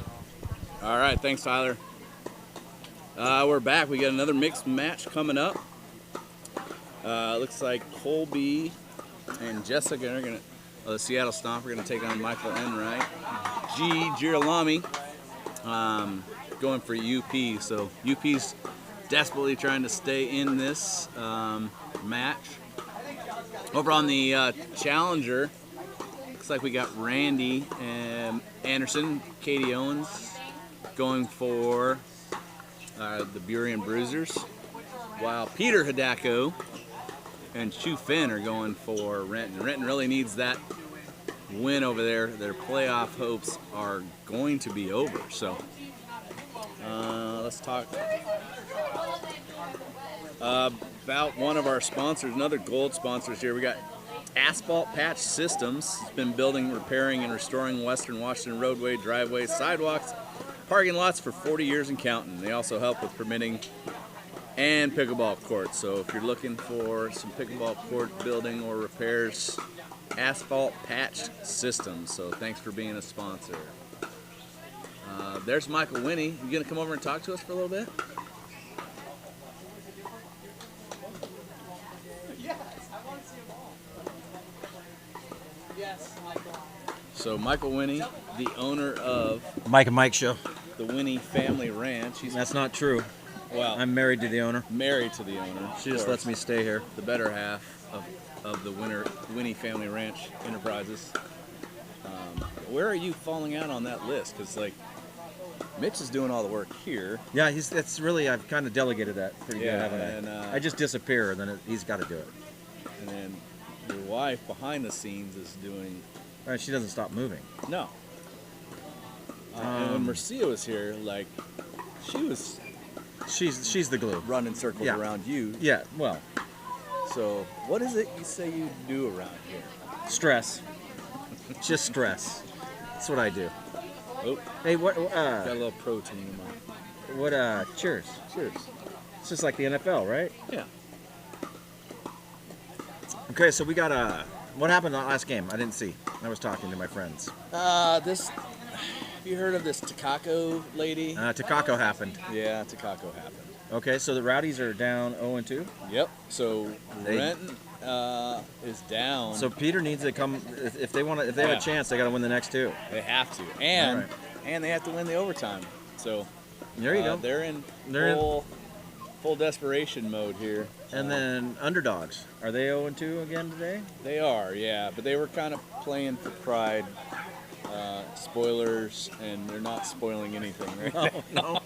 Well, that happens. It happens. Have we talked to the underdog GM and see how he's feeling about all this? We can. I'd love to talk to Philly G.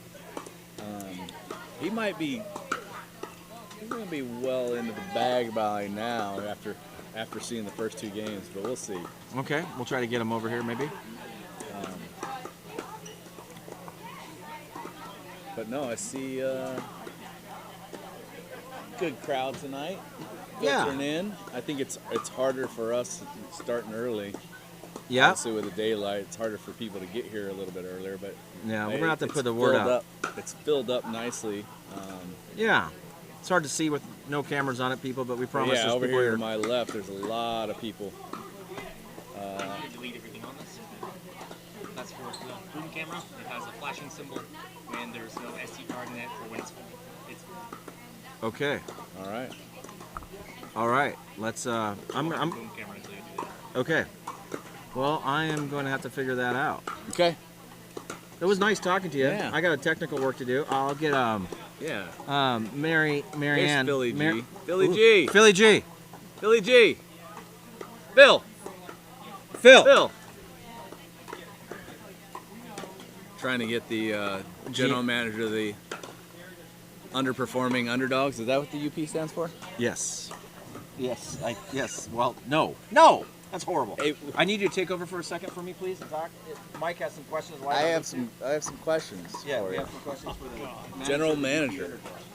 You guys are down 0-2. What are you doing? What are you telling your team right now to turn things around? We've got Enright and G going to take on the Morgan girl. She's hot. She's been on fire today. Yeah. No, she definitely played well in that women's match. The women's double, she was awesome. Yeah. I don't think she missed maybe 2 shots, dude. Yeah. So, but she's playing it next to Andrea, which is, I mean, it's fun to play against somebody that good, right? Oh yeah. We know. We've been there. Yeah. No, she played really well. We played them a couple weeks ago, and she played well in that one as well. And they did not have Andrea at the time, but she still. Right, they had a sub that day, right? They did, but Jessica was. Jessica plays at my house about 3 days a week. Oh, nice. Her and her husband, and we have a great time. But she is really, really solid. So we're gonna find out what my new mixed team has. We thought we were gonna have Brian and G play together today. And the general manager and the assistant manager got overruled by the professional Ashworth and decided that they thought this was going to be a better match. So, hopefully we can get this one, and then Brian and Enright can win the men's. Yeah. And then we get into it. Our best bet right now is we win this one, and I think Brian and Enright will win the men's. They should win the men's. This is definitely an interesting one. Enright and Colby Jessica? have been partnering recently because I just played them in a tournament a couple weeks ago. Really? They got gold too. They played lights They out played together, huh? Yeah. So we're gonna find out. I think Enright's a little bit better mixed player. I think with G than Brian would be because he's a little more. He'll go to the middle. See how he goes to he'll go to the middle, which is awesome. Yeah. And it puts a lot of pressure on. In this particular case, Jessica's on the right, Enright's on the left. It puts a lot of pressure on Jessica to make a shot back to G, right? So we'll see. Colby's pretty long too, so you can see right there. Right. Little He's too got much on that one. He's got a little bit of reach though, doesn't he? Oh yeah, he's long. He's playing a little carbon. What's fun is that they all know each other. Oh, yeah. That's what makes it fun, right? Yeah, regardless of the results, we're all out here. Everybody's To have having fun. Yeah, See, there's they Colby know each other's missing games top. too. So They do know each other's games.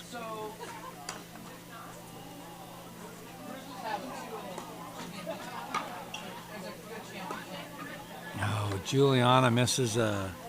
that was a good return by Colby. He pushed good her return. deep. Got it deep, and she just missed. Let's see what we got here. Oh, gee. She is the lob queen, is she not? That was a good get.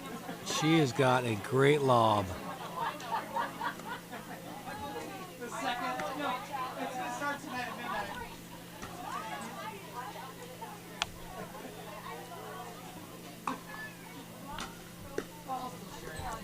So it's still 1-0-1. So it's Colby comes across, hits the winner. Smartly played. I don't think G's going to go back to that again. Let's see what happens. Let's see if she learned from it. Oh, just misses. A little too much. Just misses.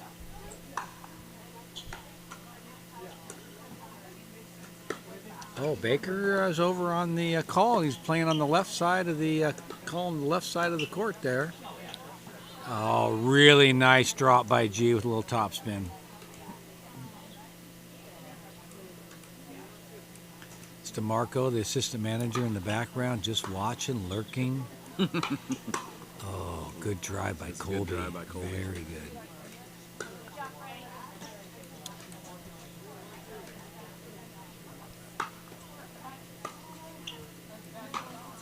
Oh, Juliana, another Those drives are drive coming right at her face. Coming right at her, and they're kind of high too, but she normally handles those drives. Okay, it's 4-1. Underdogs are down. Brian's now getting interested over there with little Callan. Good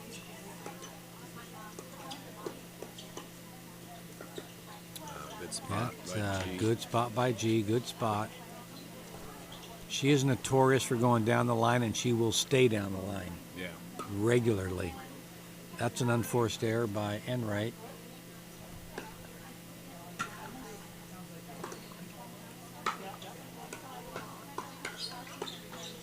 Oh, that was brutal. That was a fantastic shot by Colby.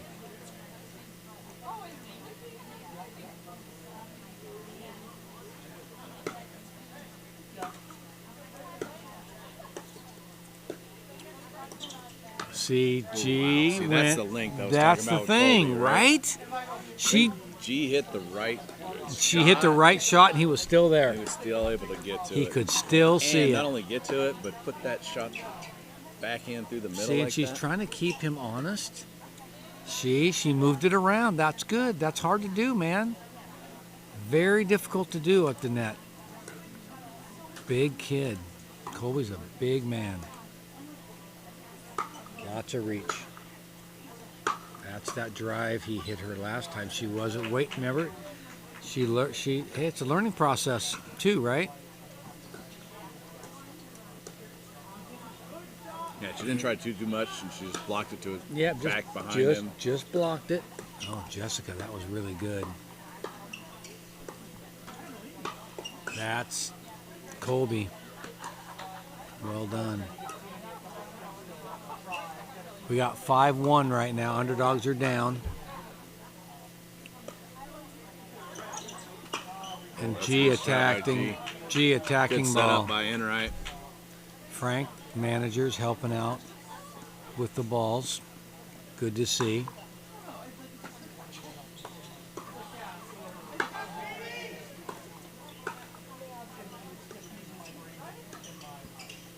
Boy, really nice switch by these guys. Very nice switch.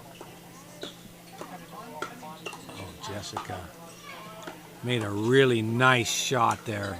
Set up the pop-up for Colby to finish. 5-2. And And there's that drive Yeah, back it's to the G. Same block, right? Oh, she had him there, too. Had him there, yep.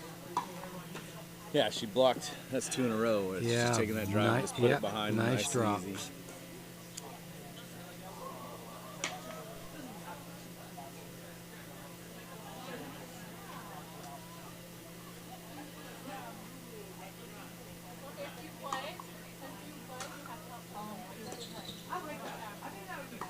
Yeah, remember they switched, right? Yeah, so they were out of position, but They were instead out of of position, losing but the point, they you- just have to replay. they just fix it. It's 5-2. It's a replay, isn't it? Yep. Yeah. Okay. New rule. Wrong position. They replay because they switched at the time and they didn't switch back. So now we're at 5-2-2.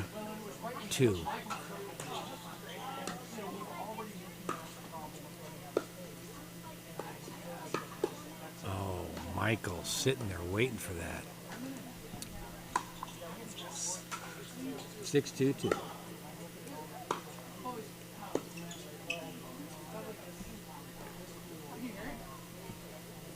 Okay, the underdogs need to make a couple of points, get back into this. That's it. Ooh, nice and deep. Enright makes a nice drop. Colby misses. 6-3.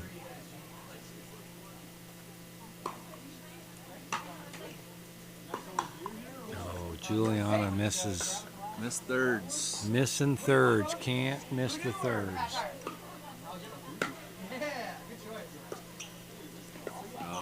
Ooh.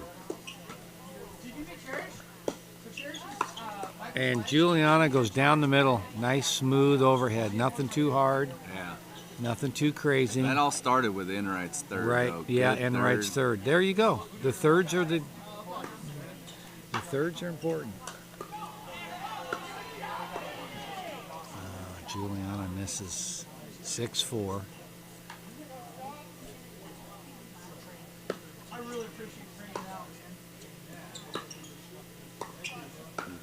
Oh, Juliana pops it up.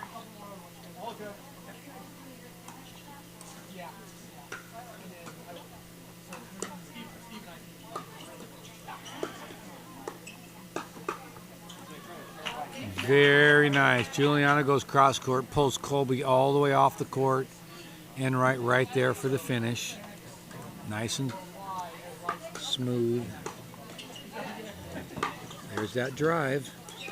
Again. So good learning. Good learning. Oh, Juliana hits it out. 8-4. 2.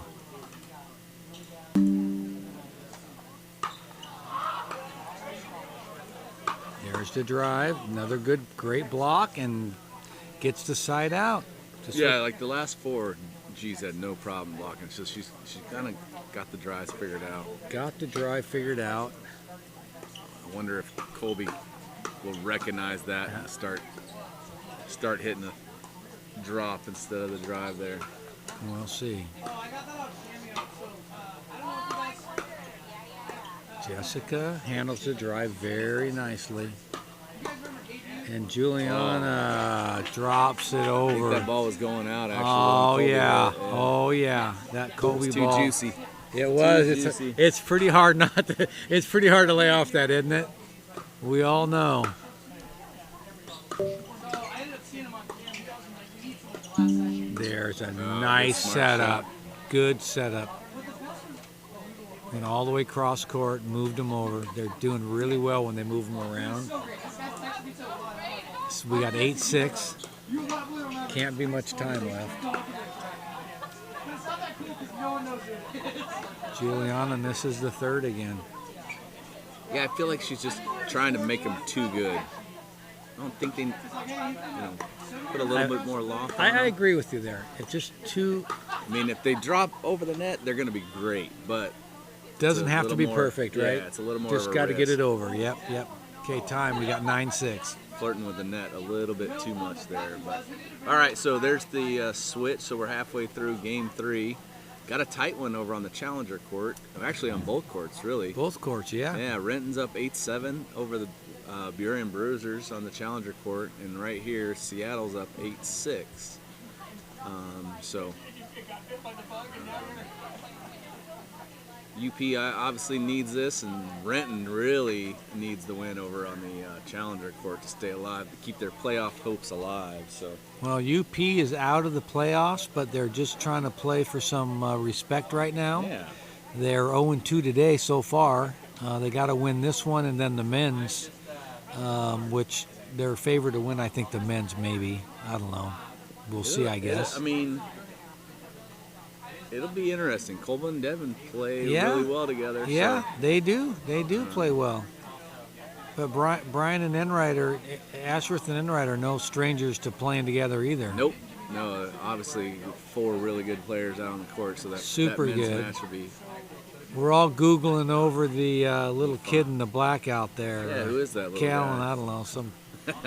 Some little rascal's almost 1 year old, I think, next month. Give another shout out to one of our sponsors, Rockman Rockeries. President and owner Mark Bontius has been working in the rock industry for over 35 years. Established RM Construction Northwest, Inc., 1997, which entails new construction for homeowners and contractors, along with rock walls and landscape. RockmanRockeries.com.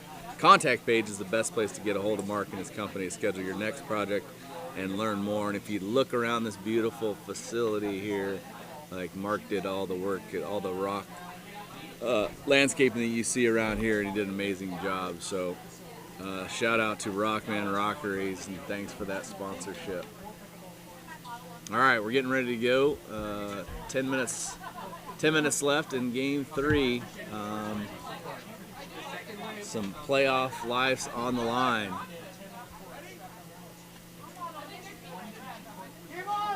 And here we go. All right, Colby serving to Enright. Michael Enright driving again to G. And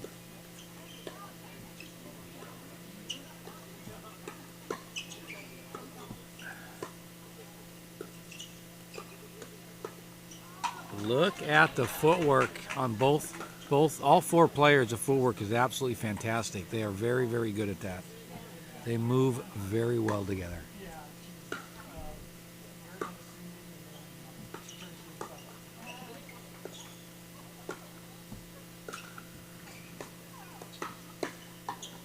Oh, G with a nice block and then misses the second next block. one, but she was a great get on the one before. Yeah.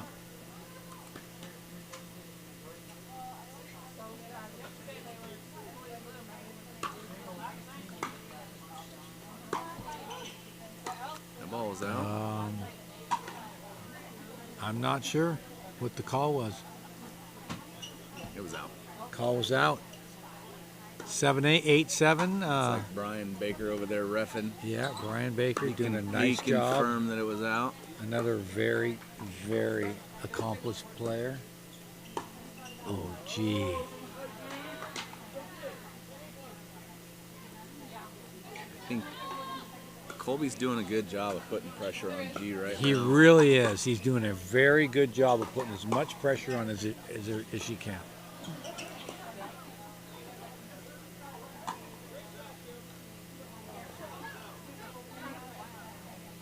Okay, calls out. 9-7.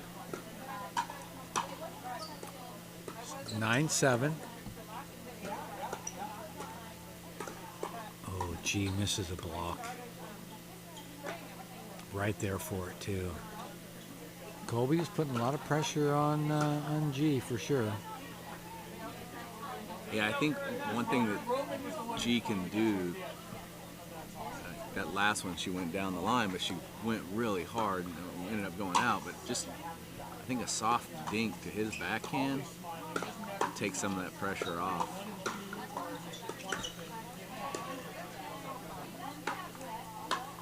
That's what she's good at. She's really good at the reset. Reset that. Ooh. Oh, God, she almost got that. Ooh, man, almost. You got Katie and Randy over there battling it out. They've got a tight game close. going there. The Brewers are 10-9 over there. We got 11-7 here.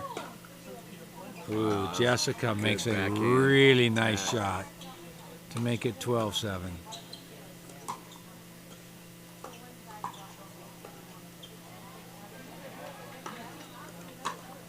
That was a really nice serve. Sets up. Yeah, Enright's kind of creeping over, trying to take some of the pressure off. Trying to but help. Left the sideline open. Colby recognized it. Yep.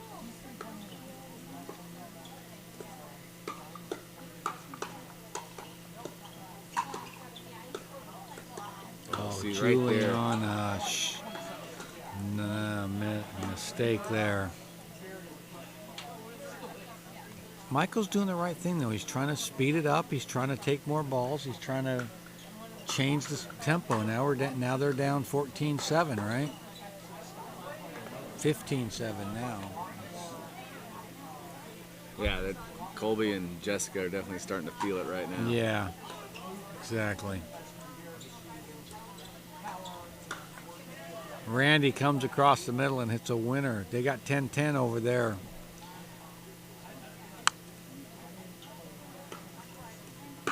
Oh, that's just The an wheels are starting to come error. off. Yeah, the wheels are starting to wobble.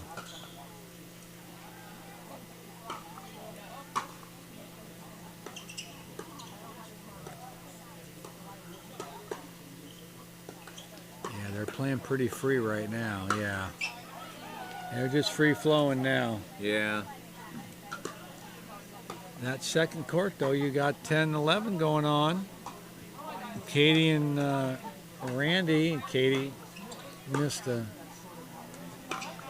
ball. There's Juliana. Got the.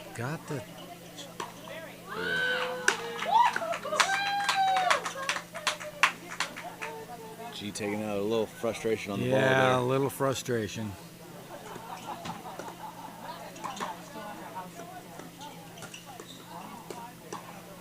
Yeah, gee, that's a great get by both Michael and. Oh, good gets. A lot of defense going on over here. 18-7 right now. Yeah. Underdogs are behind. We got 10-13 over at the other court, though. Yeah, Jessica and Colby have just been doing a really good job of just keeping the pressure on. Yeah, they are. I feel like they're always at the net, and Michael and G seem like they're always back scrambling. Yeah. And the score kind of reflects it, right? Well, they're down 10, so 18-8.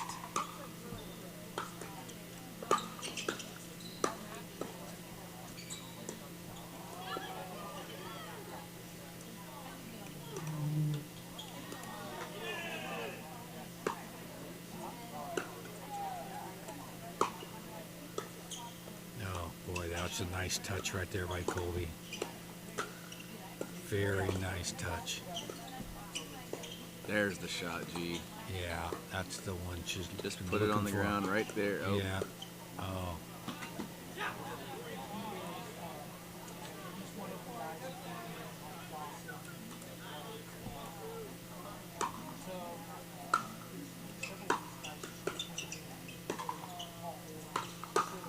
Oh, Michael makes a great good get. save.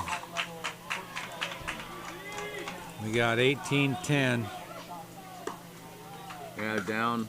Not much time left. Not a So they lot gotta of time left. Start pressing a little bit. Yeah, not a lot of time left.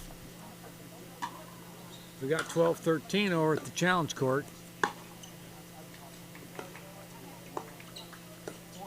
Oh, Jessica made a really nice shot there.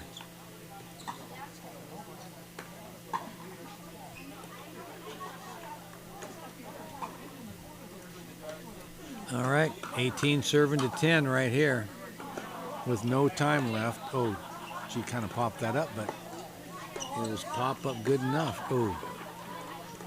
So looking down that line, she did it once, but every time Colby comes over to the middle, like that, I feel like the sideline dink is open. Yeah, exactly. Looks like that. Yeah. Take some of that pressure off and allow her to get to the net.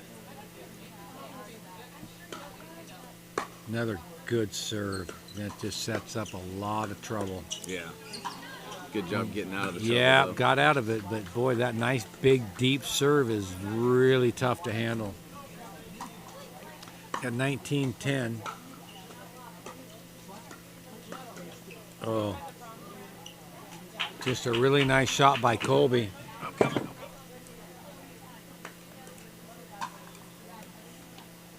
Got Greg DeMarco, the assistant coach of the UP Underdogs, just helping out. We got 11-19 over here with a couple minutes, not a couple minutes left. Can't be a couple minutes left.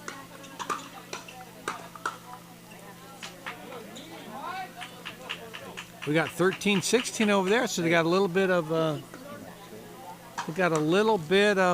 distance over there.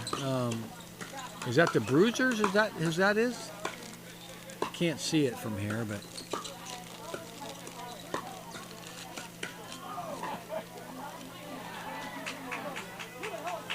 We got 12-20.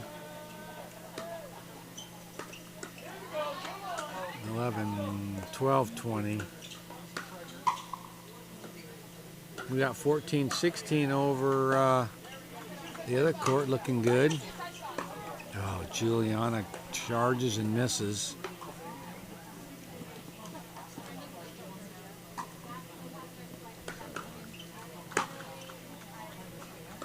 Another Colby hits hits it out. 14-19. 19 serving 14 right now. Jessica serving. Colby really, yeah, that's a good shot by Juliana. Oh, Michael. That's a smart shot by Jessica. Very smart by Jessica. Very smart shot.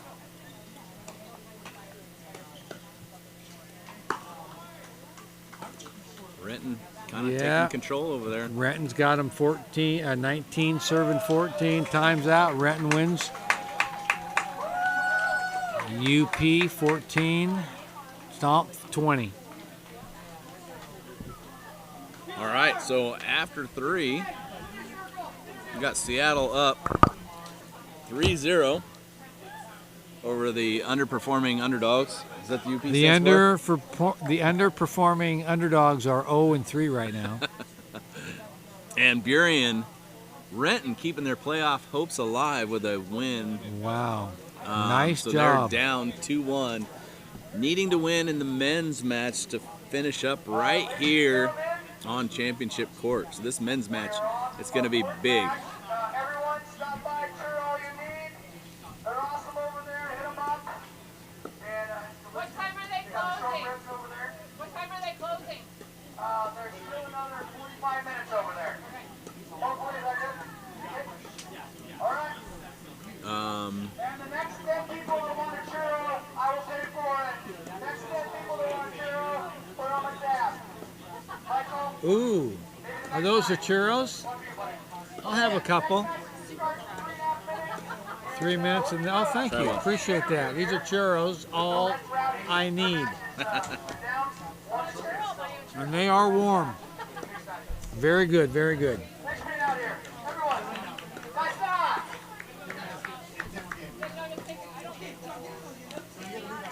All right, well, Philly G, appreciate you stepping in. You're welcome, I'm out. We are, I think we're going to go to our winners on the challenger court side. Peter and Shu Finn keeping the Renton Rowdies playoff hopes alive. Well done, Peter and Shu Finn. Well done. Turning it over to Tyler. He's over there with the winners, so take it away, Tyler. All right. Well, when in doubt, bring your kilt out. I mean, it's a little nerve-wracking for some people, but I got a lot of faith in this team. John, come over here a little bit to the camera. Yeah, see, there's a camera there? Yep. They want to see your pretty face. They don't Yeah. care about me. So This team is all about having fun and sticking together, and it just doesn't matter. We've got one more to keep our season alive, and you just know they're going to go after it. We got Peter leading the way there. So how'd you feel about this last match, Peter? Felt good. Shufan was loading me up with all wonderful putaways with their lobs, and we just crushed Well, it. hey. So Shufan, where did you learn this lob, this chaos that you create on a course? With playing with old people. Put it over their head and they can't get it, and it's a winner. And she's talking about playing with me, so whatever. Oh, those are great answers. Hey, you guys, I'm looking at my watch. It looks like it's quarter to rowdy. Is it time to get rowdy? Okay. Let's get rowdy! Hey! All right, okay. It's rowdy time. Go get them. Next up, men's doubles. And it's pretty exciting. Pretty exciting stuff, guys. Send it back to Mike Givens. And final match of the night. Here we go. Thanks, Tyler. Yeah, we got a good one coming up. Last match of the night on the championship court. Men's doubles. Randy Anderson, Daniel Colon of the Burien Bruisers, who are up 2-1 in this match. It's Peter Hidako. Nick Fenton, down 1-2. The winner of the match between these two is going to the playoffs. Losers going home.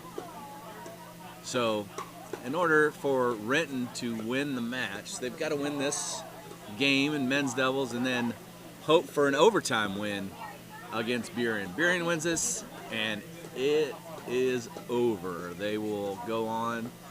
Seattle has clinched the #1 seed by way of knockout of the UP underdogs up 3-0. So they have clinched the #1 seed for the North Division, and they will face the Cedro Woolley Mammoths in the first round of the playoffs next week. The winner of this match right here, Burien and Renton, they'll be the 2 seed for the North Division, and they will take on the 1 seed from the South, the Gig Harbor, the 4-0 Gig Harbor Gladiators. So a lot on the line for this game, so it should be fun. We'll see what we get here. Got the general manager of the Burien Bruisers coming in, so let's talk to him and see what his mindset is going into this final game with so much on the line. What do you got for me? How you doing, Mike? It's good to see you. Good to see It's you. been a long time since I've seen you. Yeah. Congrats on your season, by the way. You guys did great. Thank you. We feel good. We feel really good. You know, we went up 2-0, which gave us kind of the advantage, right, going into the last 2 games. And that last one was tough, right? We'd like to have obviously finished it there, but things happen. So I talked to Randy about some things that I think I saw in that last round, and I think we're gonna make some changes. Okay. I think he's gonna play the way that he knows how to play. And as far as Daniel goes, I think Daniel's still feeding off energy on that last mix, so ready to watch him get out there and do his thing. So I think the Burien Bruisers are looking good to go to the playoffs here in this next round.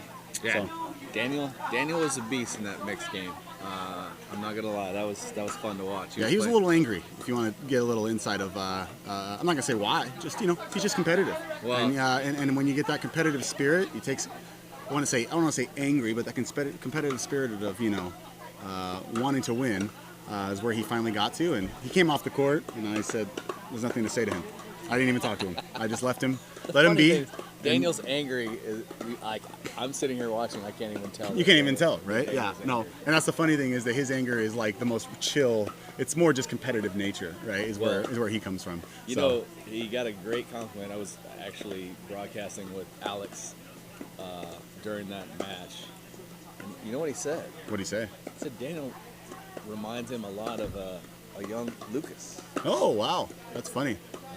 I said, yeah, there's definitely some things missing in his game that Yeah. Lucas has. Mainly the shit talking. Yeah, for sure. That definitely is something that is hard to match.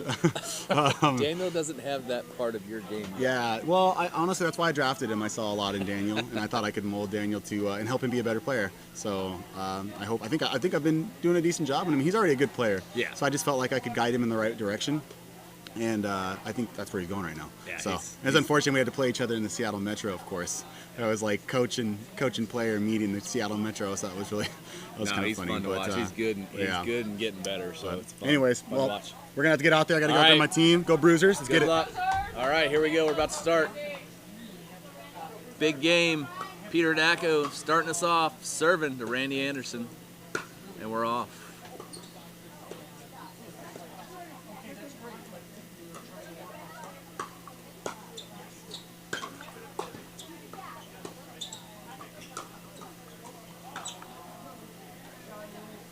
Peter starting off with the early lob. Let's see if he's going to make that part of the game here. Randy's not the tallest player in the world, so you might see a few of those coming from Peter.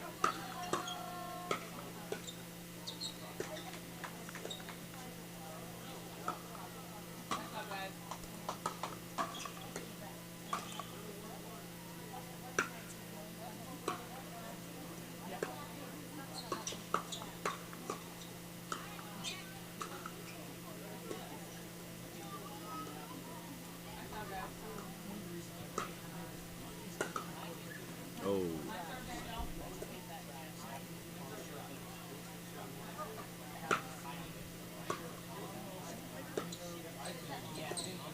Ooh. Two unforced errors by Peter Dacko gives Burien the early lead.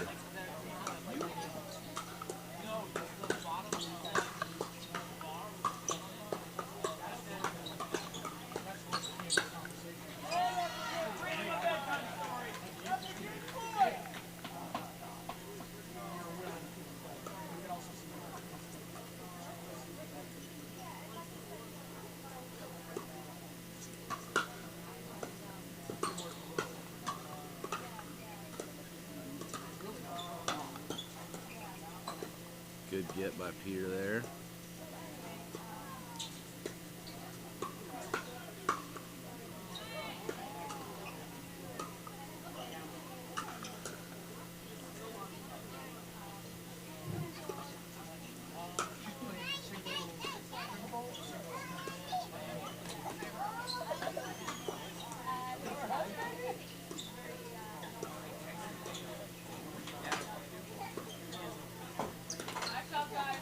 Another lob attempt.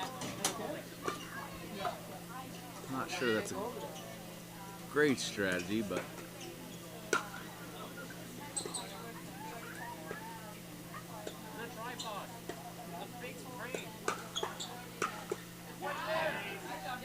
coming through the middle towards Daniel's forehand.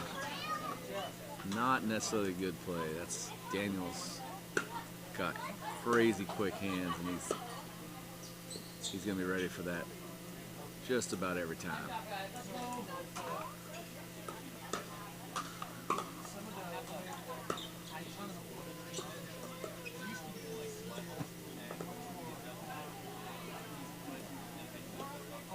Good little misdirection there from Peter.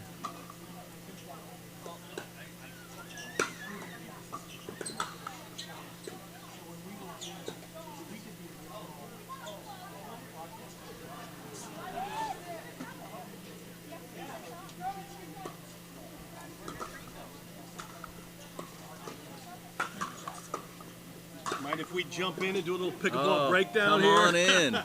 You and Alex gonna come in? Yeah, me and Oh Alex. yeah, love it. Yeah, please do. I think we might have a special treat for you guys. Alex, as usual, was just grabbing a beer. Got it. For those of you, myself included, was a big fan of the pickleball breakdown series. So I think we're getting the band back together. We're getting the band back together. So Frank and Alex coming in to do a little reminiscing, if you will, and do a little more pickleball breakdown. So this is good. So folks, welcome back, Frank and Alex. You guys got it, and I am out. Thank you, Mike.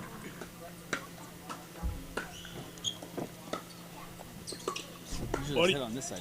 Yeah, I think so. What do you say, Alex? Should we break this thing down? Oh, let's break it down, Frank. That was a great attack there by Daniel. Mediocre at best. Mediocre at best. First of all, how you been, buddy? Living the dream, man. Yeah? No, I mean, it's great. I miss you. Commuting to work via golf cart, not a bad life. That is not a You bad know. life. I commute with my slippers on. Can you beat That's even, I can't. Nope. I do not have a trump card for that You don't one. wear your slippers? Nope. I wear my slippers in my house because I have 7 Oh, that's kids. a nice shot there by Nick. And there's stuff on the floor all the time, so Yeah. I'm always protecting myself. It's prevention. Yeah, you gotta look out for yourself. How is the family, by the way? They're doing great. Yeah? Yeah. We're pregnant with number 7 now. Oh my Yep, God! Yep, so one more. You to people the don't know herd. when to stop. We do. We stopped at 3. Congratulations. Yeah. That's Thank awesome. you. Have you run out of names yet? We're getting there. We're running out of. So we have this thing in our family where we pick a different initial for each kid. So a lot of okay. large families have, they'll go with like a J theme or whatever, like 19 kids and counting or any of that. We go different initial every time. So yeah, we're running out of initials. Yeah. All right. Good luck with the whole initial thing. Thank you. And congrats again. Good reset by Randy there.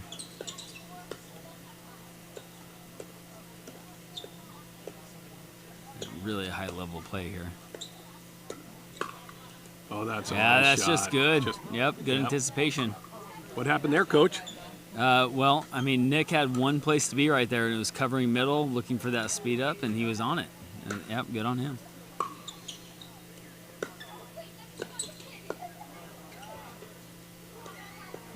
Yeah, that shot of the feet right there, that's something that people do not pay enough attention to.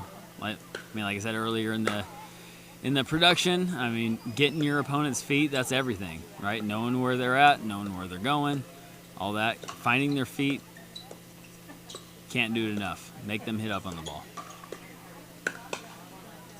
Yeah. That's Peter, good. setup, put away there. Lucas, for some reason, on the sideline, still wearing a robe, no shirt. I think he's just showing off. But with abs like that, I would do the same. My goodness. What an asshole. You know, Can I say that? that's it. Yeah, that's what everybody says about Lucas. Yeah, right. Yeah.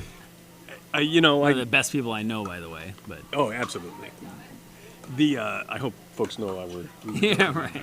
Yeah, don't take anything I say seriously. Well, we learned that. Yeah, in right. However many episodes. Yeah, that's right. Yeah, they know better. Than to do that. You know, I get to travel all over the place playing pickleball, and I still hear people saying, "Oh, we love pickleball breakdown. When are you and Alex gonna start doing that again?" And it may be back someday, but oh man, I love we're it. just I mean, so it's hard busy. being coast to coast. It Yeah. is. Yeah. And you with 19 kids? Is that what you're something at? like that. I don't know. I'm a Marine. I don't count well. know. But red is my favorite flavor crayon. So you know. And there's a bunch of Alexisms that I remember. Alexisms.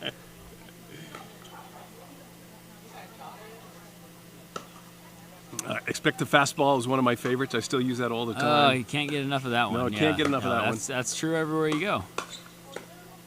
And I'm trying to remember, I'm drawing a blank. It's not. The speed of smell, was that what that was? Another Half one. the speed of The smell. speed of smell was Yep. good. Yep. That was a good one. That means And, slow. Yep. And it's not rocket surgery. It's That not was rocket it's surgery. not rocket Yeah, surgery. that's right. Yeah, that was an all-time have some favorite. things I say. Yeah. We got some rocket surgery going on here. Oh, what a lob! That is- Oh, oh, tight line call. That was a tight line Yeah. call. I have huh? the best view in the house from Right here? 30 yards away from the court We, here. But we got a good match here. A good game within this match. man, yeah. Both matches are already over for the night, but we got some good games here. By the way, the Seattle Stomp, my team, clinched the #1 seed for our division. So we're 3-1. Yeah, 3-1. We are ready for the playoffs. We're good. Now we're just keeping in shape here. Yep. And the Burien, Lucas's team there, they punched their ticket. They'll be the #2 seed. All right. Oh, good inside It out was right really there. good inside Yeah. out. Yeah, the key with the inside out there is waiting for it to come to you, not getting out in front, and let it travel deep.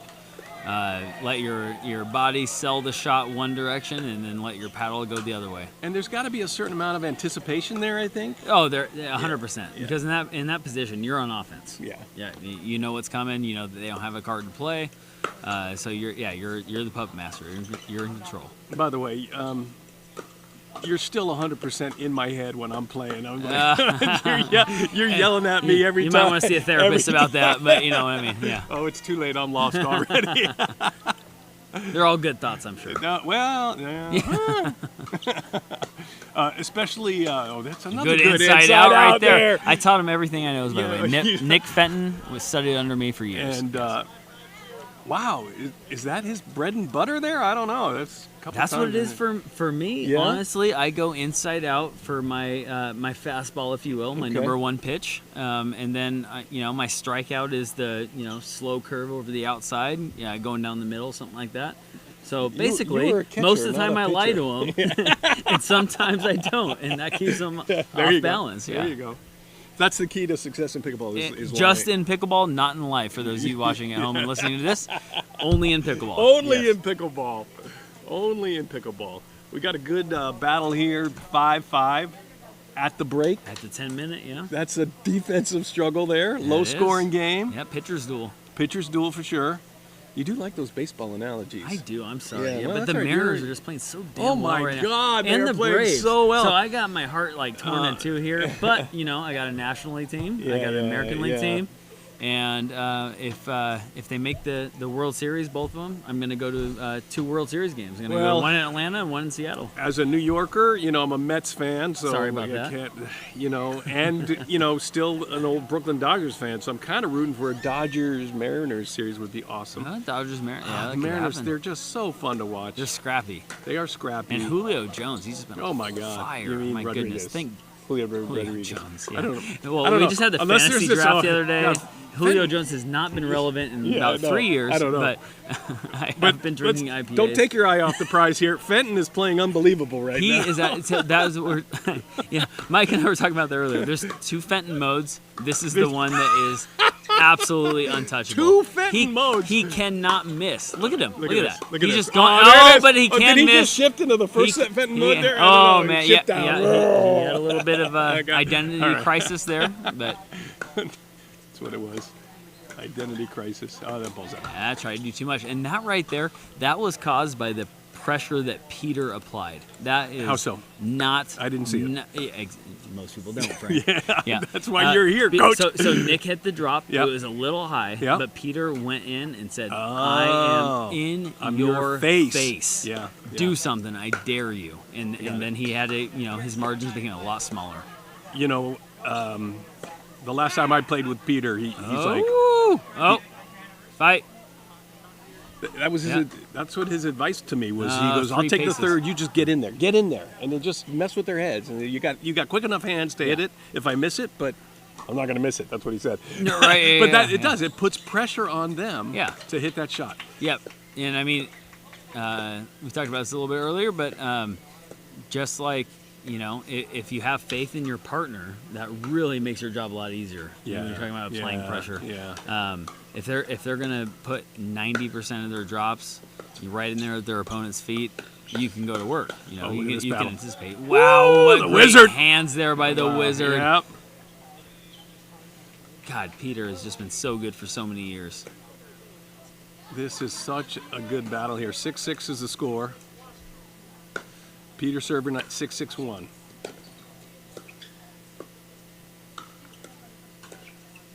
And I don't know Daniel. I don't know Daniel. He's a North Ender. He's one of the guys that plays up there. So what's his background? I don't really know. God dang it. Just, Mike didn't know either. So yeah, now he's people just a good, listen. solid athlete and just the nicest guy. Got to have some tennis. Even I think demeanor. he's- Yeah, maybe. But yeah, these But he just the keeps other getting 3 better and guys better. on the court, they have baseball instincts. So that changes. That makes the dynamic a little bit different here. So like basically, Randy, Nick, and Peter are more, I would say, unorthodox. Okay. And Daniel is just, if you watch his play, he's smooth, he's deliberate. He's so smooth. Right? And the others are more like, what the hell just happened? You know what I mean? Like, it's just on you all of a sudden. But that's something, I mean, everybody's got something they can bring to the table. So here's the thing about Daniel. He's just smooth in life. Is he? Yes. Man. Everything he does, from walking through the gate, is, to sitting down and changing his shoes, he just does it with a coolness to him and smoothness. Yeah, he is Daniel Smooth for sure. Yeah. I mean, I'm gonna see if he wants to partner up at all next year. There you go. How is so you're working hard in Savannah? You're doing a lot of coaching, and are you playing much? Not a whole lot. Yeah. No, it's usually in house. We got Bradley Morris, who's doing an incredible job there, by the way. Moved down from this area as well. Oh yeah, yeah. He's actually living here at the ranch and working at the ranch here for a while, teaching and all that. So now he's down in Savannah, Georgia, doing good things. So it's a good body bag there by really Peter. was. That's one of my favorite moves there, real quick. I know it is. That goes without saying, but yeah, on the fourth shot, man, that step back and just make them think about you a little bit, and then just put it right in on them when they're moving in. Great place to go. 7-7, real tight. We talked a lot about how important that fourth shot is, and that was an example of one approach. But I remember, that's another one I remember about you, is just how important that fourth shot is to setting everything up. Man, and it really starts with the partner who's up at the net on the return team, right? If they can really take control of that middle and look to be as offensive as you can get, that's what you're after. Keep them back, keep the pressure on them. Peter just put it right there at Randy's feet. We got 7-7-2 here.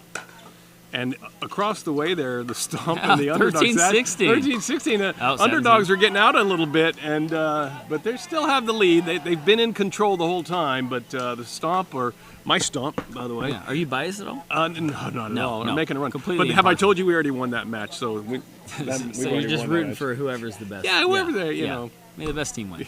May the best team win this one. The match is over.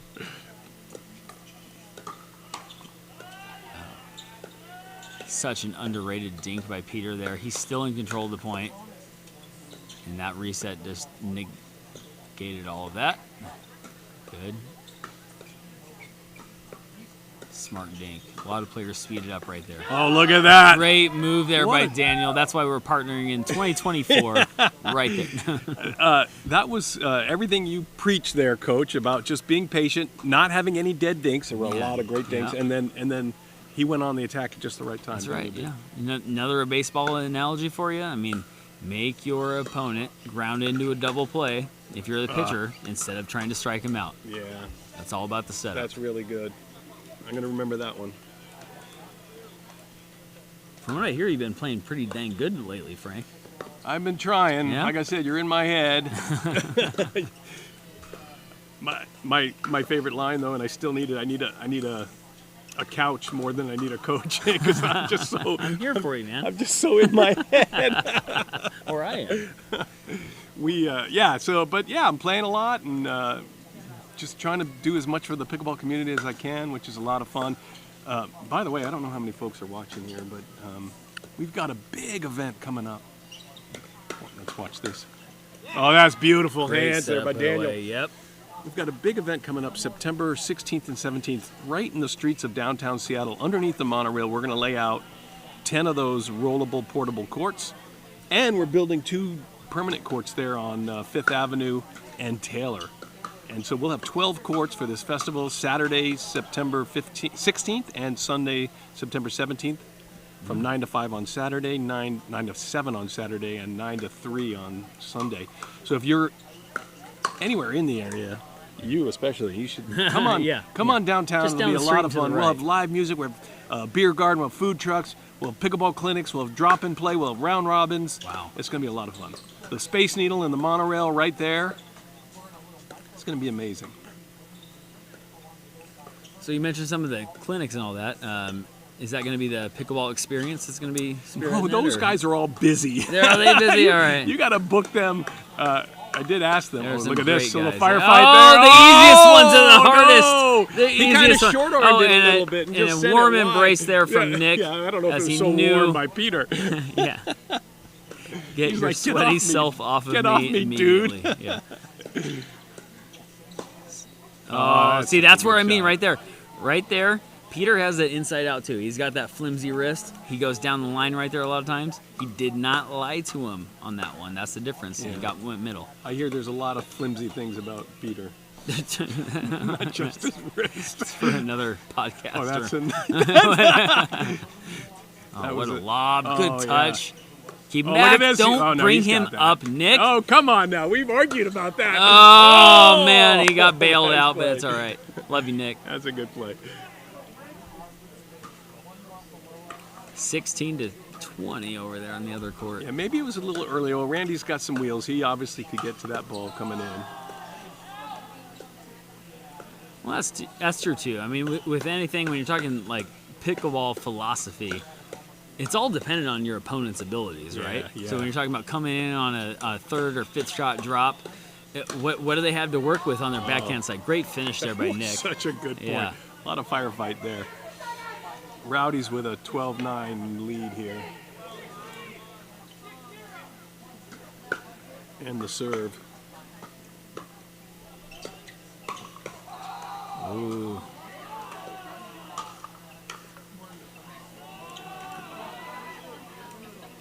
$12-9.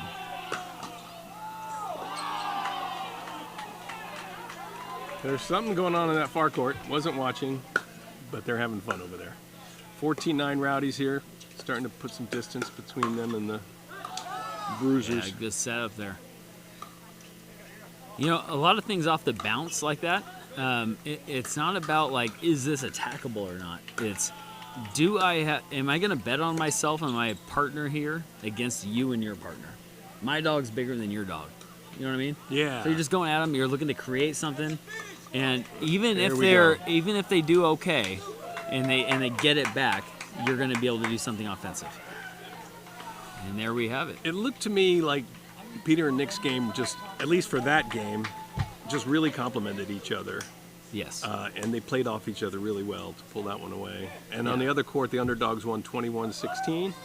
It's a good win for Mike and Brian against Colby and Devin. And that's for bragging rights. You know, That's for they're gonna be bragging talking rights. about that on the courts. That's right. That's right.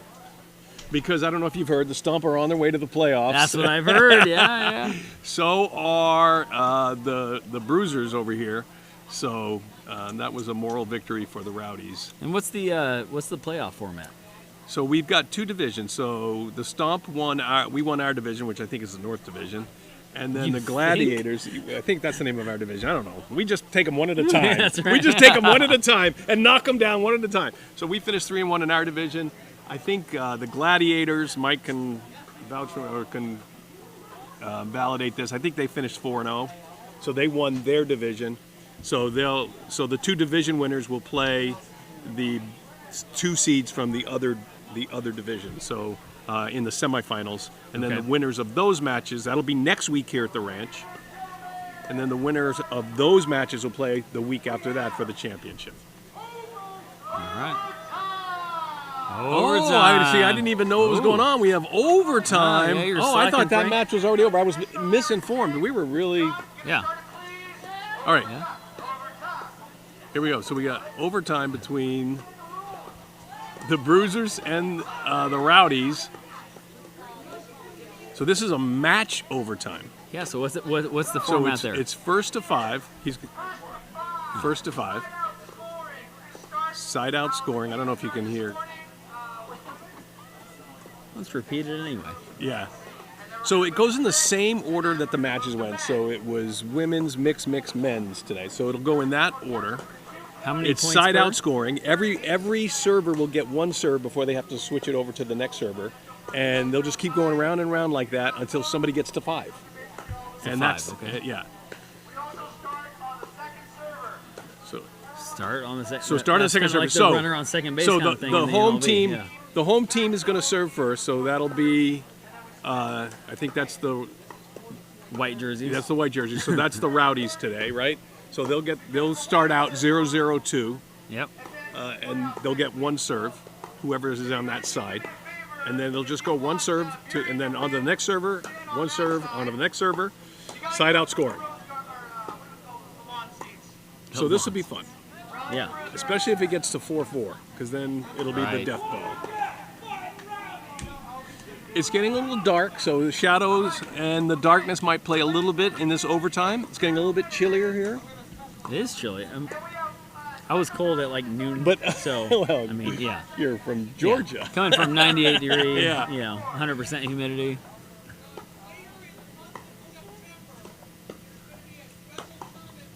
Oh. Oh, we get an announcement going here. Here we go. Yeah, we got a shout out. For Glenn Peterson's. Yeah, Glenn Peterson's tournament coming up later this fall. So they're just making an announcement here about that tournament.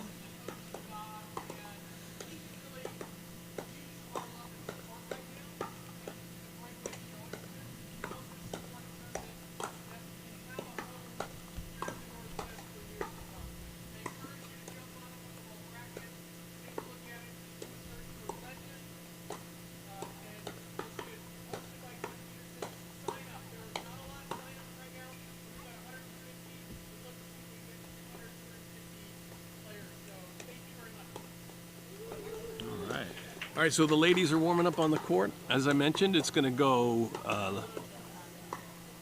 ladies first, and then the mixed one team, then mixed two teams. Okay. So for this, it would be Katie and Takako on, and then Ginger and Shufen on the other side, and then Daniel and Takako will take over after that for the Bruisers, and then Nick and Ginger for the Rowdies, and then we'll go Randy and Katie, Peter and Shufen, Randy and Daniel, then Nick and Peter, the match we just saw there. Unless somebody gets to 5 before we get that far.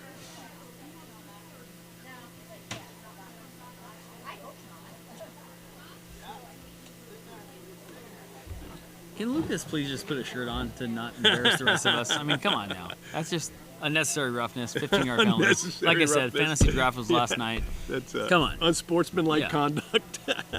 All right, here we go. Shufen with the serve. It is chilly, and Ginger's put on a sweater. It happens to be the same color as the other team. Yeah. But we'll keep you straight and keep you honest. That's confusing me and my very simple marine mind. How long before we first see the first Shufen lob? That wasn't long at all. There it is. Ginger with a shot. That one went out. Yep. Just didn't quite get the grab on that top spin. That was 0-0-2. So now it's Takako with the serve at 0-0-1 for the Bruisers. Alex Fox is on the mic. Katie with a nice drop. Yeah, there's a difference. It's infamous. Nice. That's going to be out. So that's 1 point there, and now Katie gets her serve, and it's 1-0-2. And it'll go around like this till someone gets 5. Here's Katie at 1-0-2.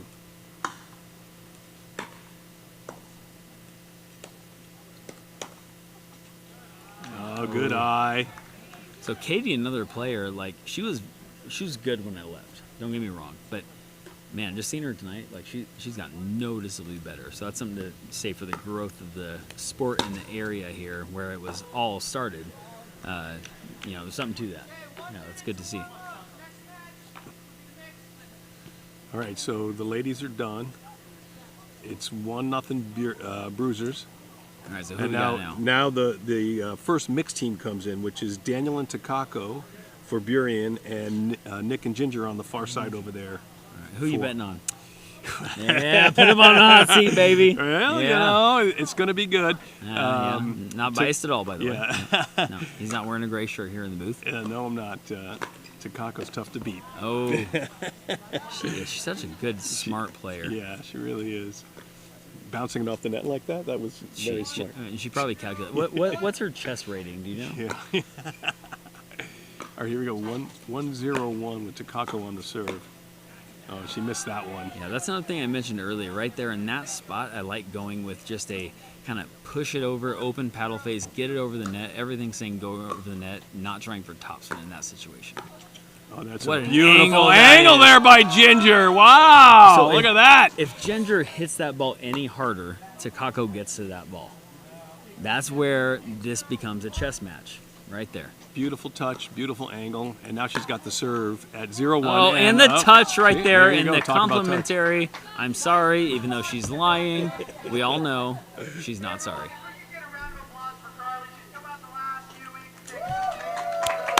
All right. Applause for the photographer, Carly. We're still sitting at 1-0 for Burien. Peter and Shu Fen on the far side there. Peter with the serve. That's Katie with the dink there, playing with Randy on the near side. Katie's got the serve now and the lead 1-0.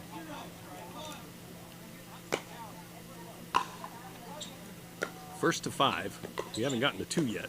Good shot there to the backhand, another backhand. What happened there, Coach? So right there, he went for a little too much. He didn't need to go for all that. He knows that. That's why he adjusted his hat right there on his way back to the That's baseline. what you do. Yep. Right there, you got to just go for feet, give it a little bit more arc, and let gravity do the rest. Yeah, 2-0-2, and now it's 3-0-2.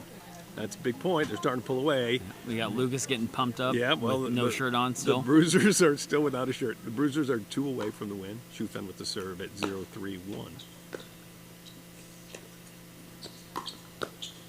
Oh, the good hands.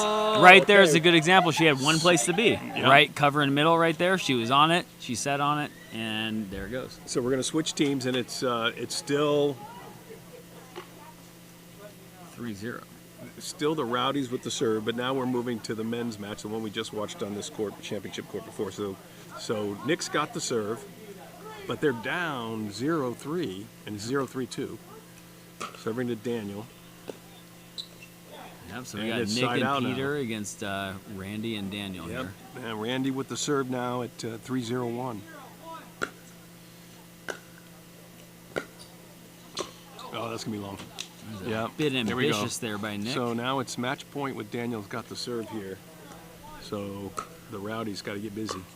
Gotta So get what rowdy. do you do here from just like being a sports guy? What's the strategy if you're down 4-0 right here in a game to 5? It's just take them one at a time. Come on, take them one Easier at a time. said than done, I isn't know, it? right? Yeah, And just easier said than focus done. and just get every shot's got to count. It's so true though. And Just you one can't at a go for time. the 4-run home run right here. You can't do it. Yep. Get back to the basics. Waylon Jennings said it best. If you know, you know. If you know, you know. There you go. So that's the first step to clawing back right there. Okay, so that's it for the men's, and now we're going back around to the top, and the ladies are going to start. And so we've got Shu Fen and Ginger on the far side. They don't switch ends here. Katie and Takako on this side. They need this point. The Rowdies do. And if somebody can There you comment in on the Waylon Jennings reference, that would make me feel really affirmed. So if anybody gets that, please comment on that. There you go. All right, match point here. Takako on the serve. Katie with the miss. So right there, that's a common miss I see right there. She kind of like went at that ball. You just gotta let it come to you. You got more time than you think you do. Don't go at the ball. Don't have moving feet. Try to be as set as you can. There it is. Quick side out for the Rowdies. Just what they needed. They really need 2 points here to make it a one-point game. Let's see if they can pull it off. Or 3 points to make it a no-point game. Or, well, they can only get 2 before the Bruisers are going to get the ball back. Don't you know the rules? All right, so there it is. No, I There's don't. one. I just flew in on a very jet lag. You just flew in, and your arms are tired. But Right. Okay, here we go. Okay, now we're on to the next mix. That's Nick and Ginger. Nick has the serve at 2-4-2, and we got Daniel and Takako here. So the big point here for the Rowdy, who's going to go for the lob. Yeah, third shot lob, always a good strategy. Always a good strategy. Yep, I'm real big on that. Ginger going for that angle again. And now they're controlling the line, which goes against everything. Oh, how did she sneak that one through? There we go. It's the top spin that I talked about not doing in that very same situation. Takako just snuck it in there She did, and yeah. got the side out. And here we go. This is match point number 3, I think, for these guys. No, but who's counting? Me. No, okay. Top spin drop. Another top spin drop. There's a big attack by Daniel in get the him win. In the hip. Wow. What a there close. It is. What a finish. Great finish. Good points there. That was closely contested. The Bruisers take the win. I love tiebreakers. I really do. Yeah, they should just start with those. But I don't like his ties. That's just not American. No, to me. ties are not good. Yeah. That's good. If there's just a way to make every game end in a tie, that would be awesome. Oh my God, that would make me just pull my non-existent hair out. You got a little less hair on your face too. Tell me about that since the last time I saw you.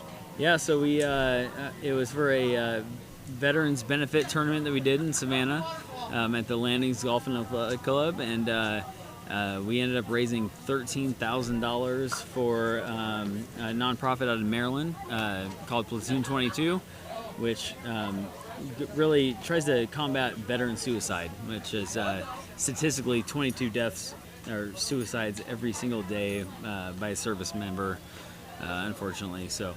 But they're doing good work there, so we raised $13,000 there. So I said, "Yep, I'll shave my beard, no questions asked." Yep. One question: Do you keep it in a baggie under your pillow? You know what? I have it. I still have it in an envelope Do in you my really? desk drawer.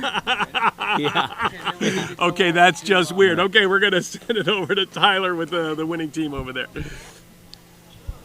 Ladies and gentlemen, the Burien Bruisers win an OT, and let's talk about this. 3 OT wins. Are you kidding me? Unbelievable. And you guys made it to the dance. This is exciting. It feels like March. I'm super excited. Takako, you got the closest to me, so you're going to start. Blood pressure, hold on. It's a little bit high. 3 times, overtime. Just keep him on the toe, right? Hey, it's classic GMing and stepping up at the right We're time. doing our job. It's beautiful. Were you nervous at all? Because I don't feel like you get nervous. No. Just another day at the office. I like it. So we did a fan poll, and actually the most of the viewers said they really want to talk to Daniel. So Daniel, will you come over here really quick? Yes. You led this team. You poached a lot. You slammed it a lot. You won a lot of OTs. What's the secret? My teammates. Your teammates. I couldn't have done it without them. Right there at the end, Takako hit some great drops, allowed me to come in and get big in the middle. And same thing when I played men's with Randy. I like it. I like it. And it was actually a 4-way tie. So Katie, you were the second up on the tie. So can you come over here? You didn't wear your glasses. I know. I took them off tonight, and I hit 2 in the net, so that's cool. Yeah. But no, it was good. It was fun. I'm glad we got to the playoffs. Yay! This is exciting. The team's awesome. We're having fun. This is great. I love it. Yeah, go Bruisers. Great job, Randy, Mr. Grip. Mr. Grip. I mean, what is this team? I mean, are you guys rubbing the Buddha belly and Magic 8-Ball and all the things, or it's just We're you just like that- to keep it for the fans, right? We're keep just it that good, yeah. I'll work. Yeah, we can turn it off and turn it on. We wanted to know, do you listen to like Rocky on the ride up here to just get hyped up to finish this strong, or what's the secret? No, I'm a country guy. Yes, yes. God, it had to be Travis Tritt. It had to be. Tell me it's Travis Tritt. No, Morgan Wallen. Morgan Wallen. I like it. Well, tomorrow you're going to think about last night. So, into the playoffs, what's the strategy, you guys? Yeah. Think about it. Yeah. I like it. And we've got a man with his sunglasses on. Katie's jealous. And no shirt. Brad the Bruiser. Come tell us about this team. This is I think exactly what Burien Washington is. It brings a bunch of misfits, and that's what I think they are to me, because they've sent me into 4 overtimes and we're 3-1. And no, but I'm really proud of them. I think Daniel was a great leader for the team. Takako held it down too, and everybody just did their job. Randy, Katie did their thing. I believed in every single one of these guys. That's why I drafted them. Good job, relief guard, and we're in the playoffs, right? Let's go. Let's go. Bruisers on 3. Bruisers on 3. On 3. 1, 2, 3. Bruisers! I love it. I love it. It is exciting. And we've got the stomp nearby. Devin actually is going to come over here and bring him my way, which is super nice of him. Yeah, that high pitch, that was Devin. He actually used to sing tenor in the Gig Harbor men's choir. So, we got Colby coming over. We got Devin coming over. We got Jessica coming over. Ginger's escorting. Ginger wants to get on camera for an interview here.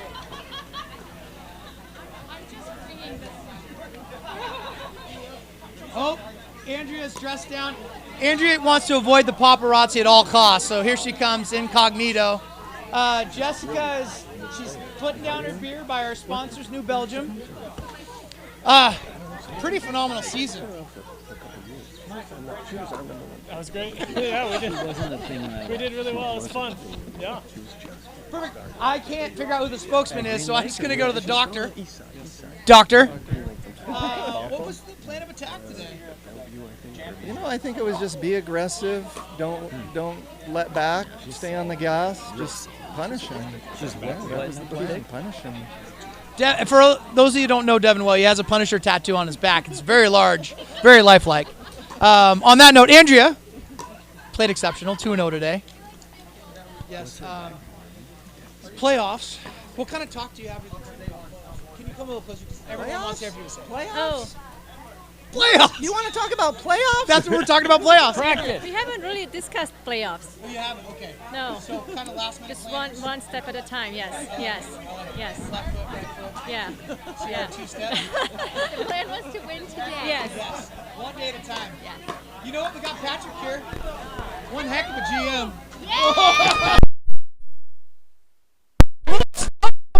From the GM.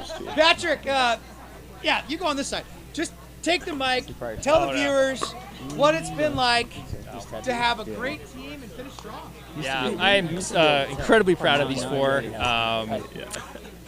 We really laid the hammer down tonight, guys. Love just running away with these games and having some fun doing it. We're going to look into the playoffs. I know we face Edward's team, and I'm real excited to play them because I'm super excited. We already got side bets going, me and Edward. So this league has been outstanding. I can't wait to continue it. See you all in the playoffs. And hey, you know what? Has anybody thanked Tyler tonight? Because he's been outstanding. Oh. Well done. And yeah, well done. And anyway, that's all. So. Oh, thank you. Hey, you guys. And we also want to thank the co-announcer up there, Frank, for drafting this team and getting some damn good assistant GMs and some great players. So I heard there is a stomp dance. So I'm going to step away, and Colby's going to lead it. If we can bring the camera down a little bit. 3, 2. I don't know if they're ready to unveil the stomp dance. Hey, you guys. We're not going to finish it here. We're going to send it back to the Savannah Banana Pickleball Pro Alex Fox and Frank. All right. What a great night. We'll talk to you soon. See you next week for playoffs. All right, thank you, Commish. I got to show off my stomp shoes there. Oh, Look at the that. stomp. Yeah, this, you know, That's they're steel toe? size Is that 15. steel toe? My toe's like back here. Yeah, safety toe. But hey, those are the official stomp boots right there. We're ready to stomp into the playoffs. Way to go, team. This has been fun this whole season. It's the end of the regular season tonight. We're on to the playoffs. I can't believe it's come together, first of all, the way that Michael and Tyler put this thing together, and it's been great pickleball all season long. I'm glad you got to see a little bit of it. Man, I'm so glad to be here. What a step forward for the community in the Seattle metro area to just be able to have an outlet like this and be able to play competitive games. And yeah, it's just really cool to see. And it's only going to get bigger and better next year, and I can't think of a better venue. So we got the playoffs coming up, and then the mad scientists will go into the laboratory and think about what they want to do next year, but it's going to be a lot of fun. Hey, it's good to see you, buddy. Good to see you, you know, hopefully we'll get back together again for a pickleball breakdown from time to time. We'll see how that goes. Anyway, a great night here at the ranch. For Alex Fox, I'm Frank Chaponi. We'll see you all next time.